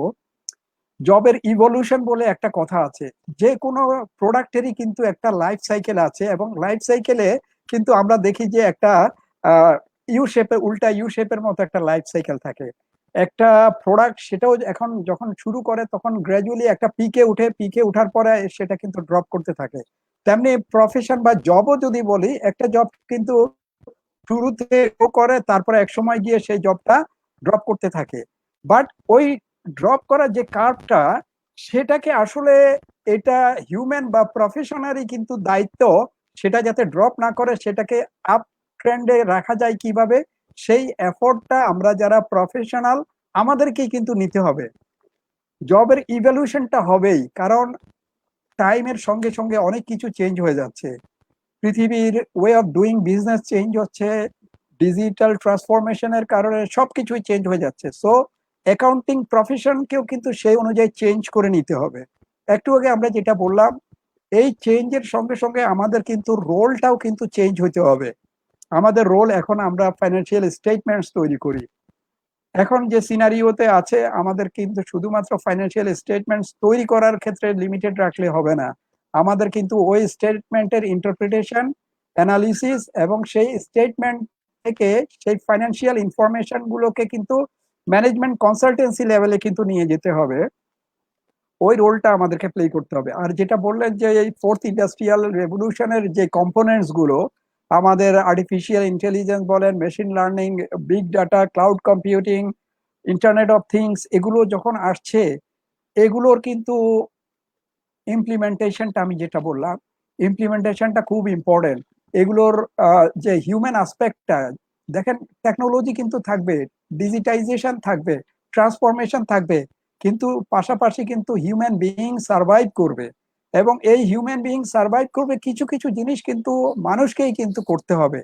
মানুষকে করতে হলে সেই মানুষগুলো কে হবে, কারা সেই জিনিসগুলোকে ইন্টারপ্রেট করতে পারবে? আমি তো মনে করি যে ফাইন্যান্সিয়াল বা ফাইন্যান্স ডাটা নিয়ে যারা কাজ করে, তারা ওই মেশিনের যে আউটপুট গুলা, সেগুলোকে কিন্তু বেটার ওয়েতে কিন্তু তারা ইন্টারপ্রেট করতে পারবে, সেগুলো কিন্তু তারা বেটার ওয়েতে কিন্তু রিয়েলাইজ করতে পারবে, সেগুলোর ইম্প্যাক্টটা, সেগুলোর ফাইন্যান্সিয়াল ইমপ্লিকেশনটা কিন্তু তারা কিন্তু বেটার রিয়েলাইজ করতে পারবে। সো আমাদেরকে কিন্তু ওইভাবে যদি প্রিপেয়ার করে নিতে পারি, আমরা কিন্তু প্রফেশনটার ইভলিউশন যেটা, সেটা ডাউন ট্রেন্ডে না নিয়ে আমরা কিন্তু আপ ট্রেন্ডে নিয়ে যেতে পারবো। আমাদেরকে ডেফিনেটলি টেক সেভি হতে হবে, আমাদেরকে ডেফিনেটলি ডিজিটাল ট্রান্সফরমেশনটাকে এমব্রেস করতে হবে, এবং আমাদের ক্যাপাসিটি বিল্ডিং এ পার্ট হিসাবে আমাদের কিন্তু ওই টেকনোলজি গুলো কিন্তু বুঝতে হবে। আমরা যদি বুঝতে পারি, শিখতে পারি, এবং সেগুলোর সঙ্গে যদি নিজেদেরকে আপডেটেড রাখতে পারি, we will be definitely in better position to clarify those things, to interpret those things, to interpret those languages in a better way than other competing professionals. So আমি মনে করি এটা বরং অ্যাকাউন্টেন্টদের জন্য একটা অপরচুনিটি। তারা তাদের অ্যাকাউন্টিং প্রফেশনকে যদি এই টেকনোলজির সঙ্গে আপডেট রাখতে পারে, they will be in a better position to do better than any other competing professionals. Thank you ভাইয়া, খুব সুন্দরভাবে বিষয়টি উপস্থাপন করার জন্য। আসলে আমাদের টাইম আসলে অনেক আমরা শেষ করে চলে এসেছি। আসলে অডিয়েন্সের যে ইন্টারেকশন এবং কোশ্চেন, এ কারণে আমাদেরকে লেন্থি করতে হচ্ছে। তো অনুষ্ঠানটা ভাইয়া অলরেডি শেষের দিকে চলে আসছে। আমি শুধু অডিয়েন্স থেকে আর একটা কোশ্চেন নেব, সেটি হচ্ছে সাজ্জাদ কোশ্চেন করেছেন, আসসালামু আলাইকুম, as a student of HRM, how much suitable CMA for me? তো এই সম্পর্কে যদি ভাইয়া কিছু বলতেন। এইচআরএম থেকে উনি সিএমএ প্রফেশনে আসতে চাচ্ছে, এটি তার জন্য কতটুকু সুইটেবল হবে? উনি হয়তো এখনো হয়তো জবে প্রবেশ করেনি, যেটা মনে হলো দেখে। Okay, thank you Sajjad for your question. এটা আমি একটু যদি এভাবে বলি, যে আপনি হয়তো এইচআরএম এ পড়াশোনা করছেন বা গ্রাজুয়েশন করেছেন অথবা পোস্ট গ্রাজুয়েশন করেছেন, সেটা অবশ্য ক্লিয়ার না। আপনি এখন সিএমএ শুরু করতে চাচ্ছেন বা চিন্তা ভাবনা করছেন, এবং সেটা আপনাকে কতটুকু হেল্প করবে সে ব্যাপারে জানতে চাচ্ছেন, আমি যদি কোয়েশ্চেনটা বুঝে থাকি। আমি একটু আগেও যেটা বলেছিলাম, যে আসলে মাল্টি স্কিল যারা ডেভেলপ করতে পারবে এখনকার সিনারিওতে, তারা ডেফিনেটলি কম্পারেটিভলি কিন্তু এগিয়ে থাকবে। জি ভাইয়া, জি। আপনি এইচআরএম করেছেন, এবং সে তার পাশাপাশি এখন যদি এডিশনালি সিএমএ করতে পারেন, ডেফিনেটলি আমি বলবো যারা শুধুমাত্র সিএমএ করেছে তাদের চেয়েও আপনি কিন্তু কম্পিটিটিভলি একটু এগিয়ে থাকবেন। কারণ একটু আগে আমি প্রথম দিকে একটা কোয়েশ্চেন বলেছিলাম, টপ স্কিল সেটের যে রিপোর্টটা নিয়ে কথা বলছিলাম, সেখানে বলেছিলাম যে critical problem solving first skill in demand, তারপরেই যেটা সেটা হলো সোশ্যাল স্কিল, যেটা বলেছিল। সো আপনি যেহেতু এইচআরএম এ আছেন, ডেফিনেটলি এইচআরএম নিয়ে কাজ করতে হয়।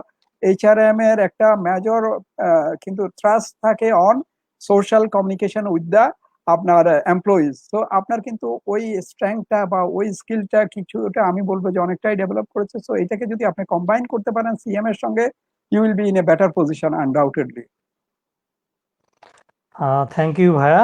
আমরা আমাদের অনুষ্ঠানের একদম শেষ পর্যায়ে চলে এসেছি। তো আমরা দুটো রিলেভেন্ট কোশ্চেন দিয়ে আমাদের অনুষ্ঠানটি শেষ করব। তো ভাই, একটি হচ্ছে আমি আবার প্রিভিয়াস ডিসকাশনে চলে যেতে চাচ্ছি। আপনি ভাইয়া ইনফরমেশন টেকনোলজিস নিয়ে অনেক কিছু বললেন, যে আমাদেরকে আপডেট থাকতে হবে। নিউ যে টেকনোলজিস গুলো আসছে, ক্রিপ্টোগ্রাফি, তারপর এআই, পাওয়ার বিআই, ট্যাবলিউ যে রিপোর্টিং মডিউল যেগুলো আসছে এগুলো সম্পর্কে আমাদের আপডেটেড থাকতে হবে। কিন্তু অনেকে ভাই আছে যে হয়তো সিএমএ পড়ছে, শেষের দিকে ফাইনাল লেভেল আছে, বা কর্পোরেট সেক্টরে টপ লেভেলে জব করছে, বা অনেকে আছে হয়তো তাদের প্রফেশনাল ডিগ্রি রয়েছে, তারা অলরেডি কোয়ালিফাইড। তো সেক্ষেত্রে তারা অনেক সময় দেখা যাচ্ছে যে এইসব নিউ নিউ টেকনোলজিস গুলা জানার ব্যাপারে বা এগুলোর সম্পর্কে নিজেদেরকে আপডেট রাখছে না। তারা হয়তো ভাবছে যে already I have a professional degree, so আমার কেন আবার ওইসব স্পেসিফিক যে আপডেট গুলো আসছে বা নতুন নতুন স্কিল বেসড টেকনোলজিস গুলো আসছে সেগুলো সম্পর্কে আমার কেন জানতে হবে।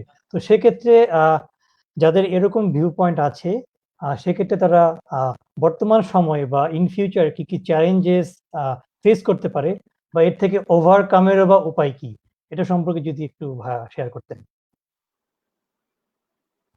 ধন্যবাদ সৌরভ। আমি এর আগে একটা ডিসকাশনে এই প্রোগ্রামে বোধহয় প্রথম দিকে একটা জি। ডিসকাশনে বলেছিলাম যে সার্টিফিকেশনটা ইম্পর্টেন্ট। সার্টিফিকেশনটা ইম্পর্টেন্ট কেন?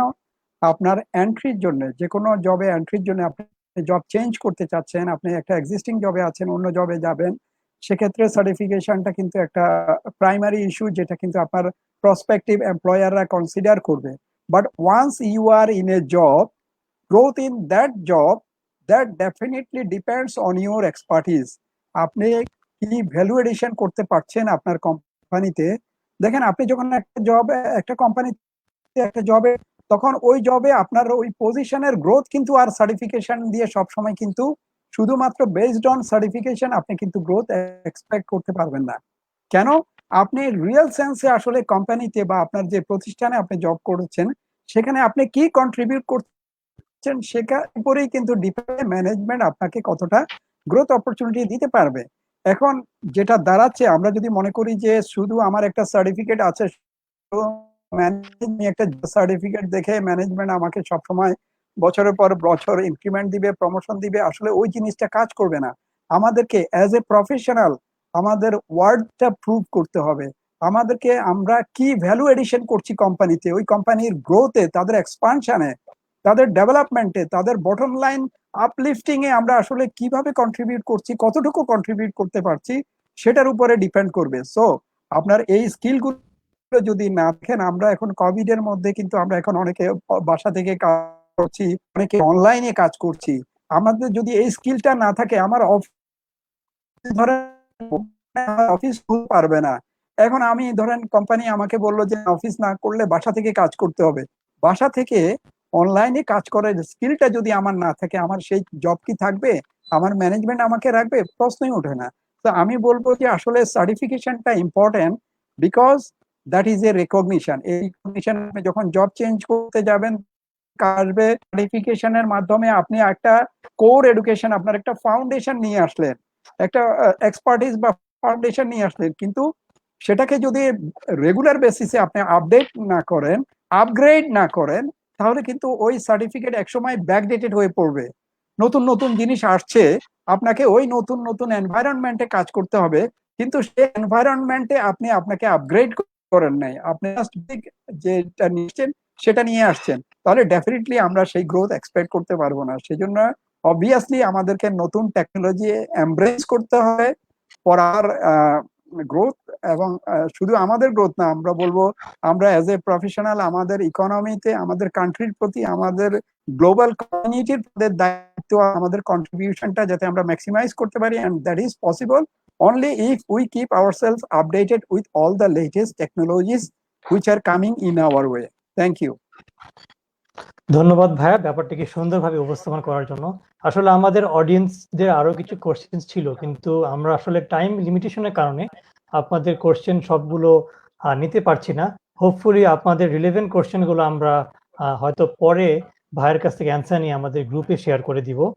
তো ভাইয়া, আমি অনুষ্ঠানের শেষে আপনাকে শুধু একটা কোশ্চেনে আজকের অনুষ্ঠানটি শেষ করতে চাচ্ছি। সেটি হচ্ছে যে অ্যাজ এ সিএমএ প্রফেশন অথবা অ্যাজ এ সিএমএ স্টুডেন্ট, আমরা যারা আছি, বা as a member of CMA, অথবা আমি যদি আইসিএমএবির কাউন্সিল মেম্বার হিসেবে আপনাকে কোশ্চেনটা করি যে ইন ফিউচারে সিএমএ প্রফেশনটাকে আপনি কোথায় দেখতে চান? ফর এক্সাম্পল 5 বা 10 ইয়ার্স পরে সিএমএ প্রফেশনের প্রসপেক্ট বা এই প্রফেশনালটাকে বা যারা মেম্বার হবে তাদেরকে আপনি 5-10 ইয়ার্স পর বাংলাদেশে কোথায় দেখতে চান, এই সম্পর্কে যদি আপনার ভিউ পয়েন্টটা ভাই শেয়ার করতেন তাহলে খুব ভালো হতো। থ্যাংক ইউ সৌরভ, খুবই নাইস একটা কোয়েশ্চেন। এই কারণে বলবো কারণ এটা আমাদের আসলে ভিশন, আমাদের ড্রিম। আমি এখন ইনস্টিটিউটের পক্ষ থেকে বলছি, আসলে আইসিএমএবির পক্ষ থেকে বলছি। আপনার এই কোয়েশ্চেনটা আমাদের ভিশন, আমাদের ড্রিমের সঙ্গে আসলে ইনলাইন, ইনসিঙ্ক আমি বলবো। আমাদের একটা ভিশন, আমরা আইসিএমএবিতে আসলে একটা ভিশন আমরা পপুলারাইজ করার চেষ্টা করেছি এবং সেটা নিয়ে কাজও শুরু করেছি। আমরা বলি যে ভিশন সিএমএ টু সিইও, আমাদের কিন্তু একটা ভিশন নিয়ে আমরা কাজ করছি। আমাদের ভিশন হলো আমরা সিএমএ প্রফেশনালরা শুধুমাত্র ফাইন্যান্স বা অ্যাকাউন্টিং জবেই আমাদের রোলটা লিমিটেড রাখবো না। আমরা চাই আমরা একটা এন্টারপ্রাইজকে, আমরা যে এন্টারপ্রাইজে থাকবো সেই এন্টারপ্রাইজকে আমরা যাতে লিড করতে পারি অ্যাজ এ সিইও বা অ্যাজ দ্য মেইন পার্সন, আমরা যাতে সেটাকে ড্রাইভ করতে পারি, সেটাকে গ্রো করতে পারি, সেই পজিশনে আমরা আসলে আমাদের প্রফেশনালদেরকে দেখতে চাই। সো এই ভিশনটার কথা যদি বলি তাহলে আমি বলবো যে এখানেই কিন্তু আপনার কোয়েশ্চেনের আনসারটা আছে, যে আমরা নিজেদেরকে কোথায় দেখতে চাই। আমরা আমাদের আউটপুটদেরকে ওই লেভেলে দেখতে চাই যে তারা লিড করবে, they will lead wherever they আর।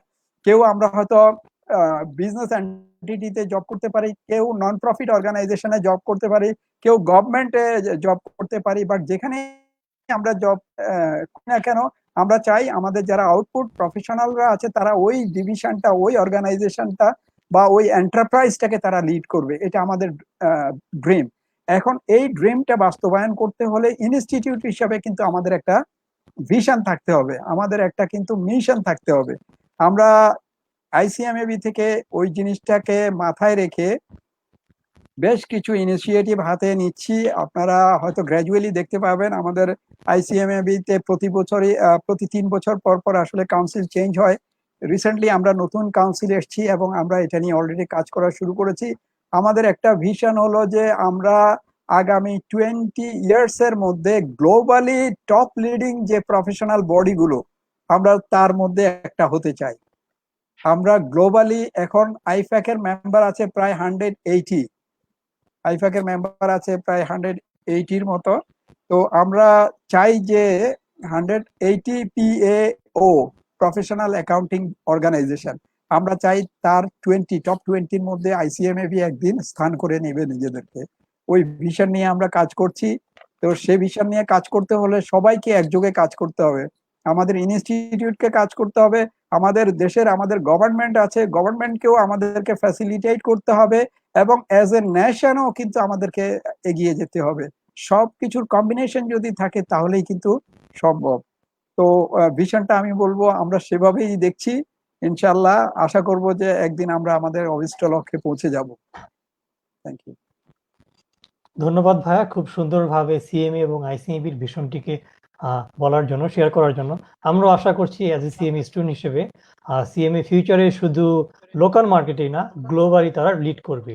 আপনি যেমন এক্সাম্পলে বললেন ইন্ডিয়ান যারা প্রফেশনাল অ্যাকাউন্টেন্ট তারা লিড করছে, আমরা চাচ্ছি বাংলাদেশি যারা প্রফেশনাল আছি অ্যাটলিস্ট সিএমএ যারা cost and management accounting specialise তারা অবভিয়াসলি লোকাল মার্কেটের সাথে সাথে গ্লোবালিও তারা লিড করবে। তো ভাই আমাদের অনুষ্ঠানটি একবারে শেষের পর্যায়ে চলে এসেছে।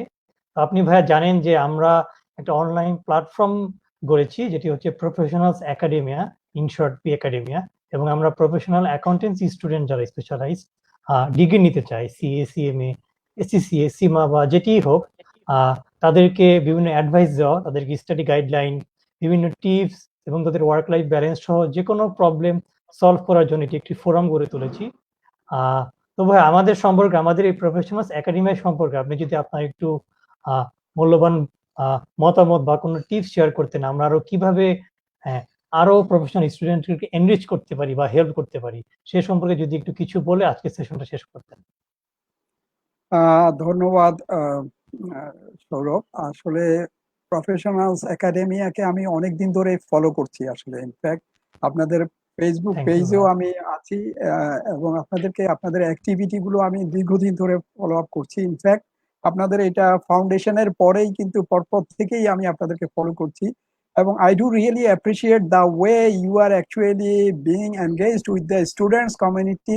Not only with the students community, I would say that you are also being involved with the business community, with the professionals community, এবং আমি আশা করব এই যে আপনাদের এফোর্ট, এখানে আরো কিছু যদি আপনারা ডাইমেনশন অ্যাড করতে পারেন, সেটা কিন্তু আমাদের স্টুডেন্টদের জন্য, আপনারা যাদেরকে প্রমোট করতে চাচ্ছেন, যাদের লার্নিং এনভায়রনমেন্ট আপনারা প্রমোট করতে চাচ্ছেন, যাদের নলেজ এবং স্কিল সেট ডেভেলপমেন্টের জন্য আপনারা কাজ করতে চাচ্ছেন, তারা আরো বেনিফিটেড হবে। ডিসকাশন সেশনের পাশাপাশি আমি বলবো আপনারা কিন্তু কিছু ট্রেনিং প্রোগ্রামও কিন্তু লঞ্চ করতে পারবেন। আমি জানি না আপনারা কি অলরেডি কোনো ট্রেনিং নিজেরা কন্টিনিউ করছেন কিনা, এইটা নিয়ে আপনারা কাজ করতে পারেন। আপনারা ক্রস বর্ডার যারা প্রফেশনালস আছে তাদেরকেও আপনাদের এই ডিসকাশনে আনতে পারেন, সো দ্যাট ইন্টারন্যাশনাল এক্সপোজার গুলোও আমাদের স্টুডেন্টরা বা আপনাদের যারা ফোরামে আছেন তারা যাতে international culture, international work environment, work strategy, business strategy এগুলো নিয়ে ডিসকাশন করতে পারে এবং এগুলো সম্পর্কে জানতে পারে। তারপরে আরেকটা ইম্পর্টেন্ট ব্যাপার কিন্তু রেগুলেটর। আপনি যেখানেই আমরা কাজ করি না কেন, রেগুলেটরি অথরিটি যারা আছেন, গভর্নমেন্ট আছেন, রেগুলেটরি বডিজ আছে, এদেরকেও কিন্তু আপনাদের ডিসকাশনে আপনারা এনগেজ করতে পারেন ট্রেনিং এর পাশাপাশি। দেখেন আমাদের দেশ কিন্তু আমাদের দেশের টোটাল ইকোনমির যদি একটা মেজর কম্পোনেন্ট বলি সেটা হলো ফাইন্যান্সিয়াল মার্কেট। ব্যাংক এবং ক্যাপিটাল মার্কেট এবং মানি মার্কেট কিন্তু একটা বড় এরিয়া যারা কিন্তু আমাদের ইকোনমিক ডেভেলপমেন্টে কাজ করছেন। তো এইদের যারা রেগুলেটর আছে, বাংলাদেশ ব্যাংক আছে, তারপরে সিকিউরিটিজ এক্সচেঞ্জ কমিশন আছে, এইসব ফোরামের যারা রেগুলেটর আছেন, এদেরকেও যদি আপনারা আপনাদের প্রোগ্রামগুলোতে ইনভলভ করতে পারেন তাহলে সেটা আপনাদের ডেফিনেটলি আরেকটা মাইলেজ অ্যাড করবে। এর পাশাপাশি যেটা বললাম আপনারা ট্রেনিং নিয়ে কাজ করতে পারেন। এছাড়া আমি যেটা আরেকটা জিনিস আপনাদেরকে সাজেস্ট করব, দেখেন হিউম্যানিটি কিন্তু এই যে কোভিড এর এই সিচুয়েশনে আমরা রিয়েলাইজ করছি আসলে মানুষ হিসাবে আমাদের সবচেয়ে বড় পরিচয় আমরা হিউম্যান বিইং কিনা, আমাদের মধ্যে হিউম্যানিটিটা কতটা কাজ করে। সো কিছু কিছু ওই ধরনের কাজও আপনারা করতে পারেন, যেটা ভলান্টারি কাজ আমি বলবো, কমিউনিটি নিয়ে কাজ করা, কমিউনিটি ডেভেলপমেন্টের জন্য কাজ করতে পারেন। যেমন কমিউনিটি এডুকেশন, আমাদের যারা বঞ্চিত যারা আছে তাদের এডুকেশন নিয়ে কাজ করতে পারেন। এই ধরনের ইনিশিয়েটিভ গুলা যদি অ্যাড করেন, আমি শিওর যে এটা আপনাদেরকে কিন্তু অনেক দূর হেল্প করবে, যেহেতু আপনারা কমিউনিটি নিয়ে কাজ করতেছেন। সো ব্রড কমিউনিটিটাকে নিয়ে আসেন। যারা সুযোগ পাচ্ছে না, অপরচুনিটি পাচ্ছে না, আসলে তাদের জন্য ফোরাম নাই, তাদের জন্য ফোরাম অনেক কম। কাজ করছে অনেকেই, শুরু করেছেন। আমাদের এখানে যদি ধরেন কিছু এনজিও আছে, ব্র্যাক পৃথিবীর ওয়ার্ল্ডের সবচেয়ে লার্জেস্ট এনজিও, তারা কাজ করছে। বাট এই দেখেন অনলাইন ফোরামে কিন্তু এই ধরনের বঞ্চিত কমিউনিটি নিয়ে কাজ করার মতো কিন্তু খুব একটা বেশি বিল্ড আপ হয় না। এই জিনিসটাতে আপনারা কাজ করতে পারেন। আর ট্রেনিং এর ক্ষেত্রে ডেফিনেটলি আমি বলবো আপনারা এই যে ফোর্থ ইন্ডাস্ট্রিয়াল রেভলিউশনের যেই ডিজিটাইজেশনের যেই ট্রান্সফরমেশনটা, এইটা নিয়ে কিছু প্রোগ্রাম করতে পারেন, সেটাও কিন্তু হেল্পফুল হবে, সো দ্যাট এটা ইন্টারেস্ট গ্রো করবে পার্টিসিপেন্টদের মধ্যে এবং অ্যাটলিস্ট তারা যাতে একটা প্রাইমারি নলেজ পায় যে গ্লোবাল আইটি ডিজিটাল ট্রান্সফরমেশনটা কিভাবে কোন দিকে যাচ্ছে, তাতে ইন্টারেস্টটা পাবে এবং সেক্ষেত্রে তারা কিন্তু ওই এফোর্টটা কন্টিনিউ করতে পারবে। Thank you very much and wish you. ধন্যবাদ ভাইয়া। হ্যাঁ, ধন্যবাদ ভাই আমাদেরকে সুন্দর সাজেশন এবং অ্যাডভাইস দেওয়ার জন্য। আমরা আপনার মূল্যবান অ্যাডভাইস গুলো নিয়ে ভবিষ্যতে অবভিয়াসলি আমরা এটা নিয়ে আমাদের স্ট্র্যাটেজি মেক করার সময় বিষয়গুলো আসলে মাথায় রাখবো। তো অডিয়েন্স, আমি আন্তরিকভাবে আবারও দুঃখিত যে আপনাদের অনেকগুলো কোশ্চেন্স আমরা আজকে নিতে পারছি না আমাদের টাইম লিমিটেশনের কারণে। অলরেডি আমরা 43 মিনিটস ওভার হয়ে গেছে। আসলে টাইমটা ওভার হয়েছে আসলে আপনাদের জন্য, আপনারা যেভাবে সাপোর্ট দিয়েছেন এবং আমাদের সাথে থেকে লাইভ শুট উপভোগ করেছেন। তো আপনাদেরকে অবভিয়াসলি থ্যাঙ্কস। আপনাদের যে রেস্ট অফ দি কোশ্চেন্স আছে এগুলো আমরা পরবর্তীতে হয়তো আমাদের গ্রুপে পোস্টের মাধ্যমে আপনাদের অ্যান্সার দেওয়ার চেষ্টা করব। আর ভাই আপনাকে অনেক ধন্যবাদ, আপনি অনেক ব্যস্ততার মাঝে সময় বের করে আমাদের মাঝে এসেছেন এবং যারা প্রফেশনাল কমিউনিটি আছে, স্পেশালি যারা সিএমএ তে ক্যারিয়ার বিল্ড আপ করতে চায়, তাদের জন্য অনেকগুলো মানে এই সময়োপযোগী কোশ্চেন গুলোর অ্যান্সার দিয়েছেন খুব সুন্দরভাবে বুঝিয়ে। এবং যারা অনেক হেজিটেশনে ভুগছে সিএমএ প্রফেশন নিয়ে, বা তারা করবে কি করবে না বা কি বেনিফিট পেতে পারে সেই সম্পর্কেও ভালো একটি ইনসাইট দেওয়ার চেষ্টা করেছেন, সেজন্য আপনাকে আন্তরিকভাবে ধন্যবাদ ভাইয়া। এবং আপনাদেরকেও ভাই আমি আশা ধন্যবাদ। করি প্রফেশনালস ফিউচারে যদি একাডেমি আমাদের এরকম হ্যাঁ ভাই বলেন। প্রফেশনাল একাডেমিয়াকেও আন্তরিকভাবে ধন্যবাদ এই ফোরামটা ক্রিয়েট করার জন্য, এই অপরচুনিটিটা দেওয়ার জন্য, এবং যারা পার্টিসিপেন্ট আছেন সবাইকে আন্তরিকভাবে ধন্যবাদ। আপনারা অনেকক্ষণ সময় নিয়ে আসলে ডিসকাশনটা শুনেছেন, এবং আপনাদের যে কোয়েশ্চেন গুলো আছে যেগুলো আনসার করা সম্ভব হয়নি, আমি রিকোয়েস্ট করব পি একাডেমিয়াকে যে আমাকে যদি ফরওয়ার্ড করা যায় যে কোয়েশ্চেন গুলো, আমি আমার বেস্ট লেভেলে চেষ্টা করব যে সেগুলোকে আনসার দেওয়ার জন্য, এবং ওরা যদি ওদের পেজে সেটা শেয়ার করে আশা করি আপনারা পেয়ে যাবেন। ধন্যবাদ সবাই। থ্যাংক ইউ ভাইয়া। তো আমি এখন ভাইয়ার থেকে বিদায় নিচ্ছি। ভাইয়াকে আবারও থ্যাঙ্কস আমাদের সাথে থাকার জন্য, এবং আমরা আশা করছি যে ফিউচারে যদি এই রিলেটেড কোনো সেশন আবার আয়োজন করা হয় তাহলে অত ভাইয়া অবভিয়াসলি আমাদের সাথে থাকবেন এবং এবং ওনার মূল্যবান অ্যাডভাইস এবং সাজেশন আপনাদের কাছে শেয়ার করবেন। তো ভাইয়া আবারও থ্যাংক ইউ। আমি তাহলে আপনার থেকে বিদায় নিচ্ছি। ভিউয়ার্স, তো আপনারা উপভোগ করলেন আজকের যে সেশনটি প্রফেশনালস একাডেমিয়ার কানেক্টিং দি প্রফেশনালস শিরোনামে career as a cost and management accountant CMA. Thank you আমাদের সাথে এই অলমোস্ট 2 আওয়ার্স সময় থাকার জন্য। অনেক এঙ্গেজ সাপোর্ট আপনাদের কাছ থেকে পেয়েছি এবং অনেকগুলো কমেন্টস এসেছে। সো এগেইন আপনাদেরকে থ্যাঙ্কস। আর যারা আমাদের কাজকর্ম নিয়ে জানতে চান তো আপনাদেরকে বলছি নেক্সট উইকে আমাদের আরেকটি সেশন হবে প্রফেশনালস একাডেমিয়া প্রফেশনাল উইং থেকে। সেই সেশনটি হবে সিএ নিয়ে, ক্যারিয়ার অ্যাজ এ চার্টার্ড অ্যাকাউন্টেন্ট। তো আমরা আশা করছি আপনারা সেই আমাদের সেই সেশনেও আজকের মতোই সাপোর্ট দিবেন এবং এঙ্গেজ থাকবেন, এবং আশা করছি সেই সেশন থেকে আপনারা অনেক কিছু জানতে পারবেন চার্টার্ড অ্যাকাউন্টেন্ট প্রফেশন সম্পর্কে। অনুষ্ঠানের টাইম, ডেট এবং গেস্ট কে থাকবেন এটি আপনারা পরবর্তীতে আমাদের ফেসবুক পেজ এবং গ্রুপের মাধ্যমে জানতে পারবেন। এছাড়াও প্রফেশনাল রিলেটেড যে কোনো update CA, CMA, CFA, ACCA, সীমা যে সকল প্রফেশনাল ডিগ্রিগুলো আছে, গ্লোবাল ডিগ্রি সহ বাংলাদেশের লোকাল ডিগ্রি, এসব ডিগ্রি সম্পর্কে বিস্তারিত জানতে কিভাবে নিজেকে প্রস্তুত করতে পারবেন, প্রিপেয়ার করতে পারবেন, এবং ক্যারিয়ার বিল্ডার রিলেটেড যত টিপস আছে সকল কিছুর জন্য আমাদের ফেসবুক পেজ প্রফেশনালস একাডেমিয়া অথবা আমাদের ফেসবুক গ্রুপ আছে যেটি হচ্ছে professionals academia study hub for CA, CMA and CS. এই গ্রুপে আপনারা জয়েন করতে পারেন। আশা করি আপনারা উপকৃত হবেন। তো ভিউয়ার্স, আজকের প্রোগ্রাম আমি এখানেই শেষ করছি। আমাদের সাথে থাকার জন্য আবারও ধন্যবাদ। আসসালামু আলাইকুম, ভালো থাকবেন।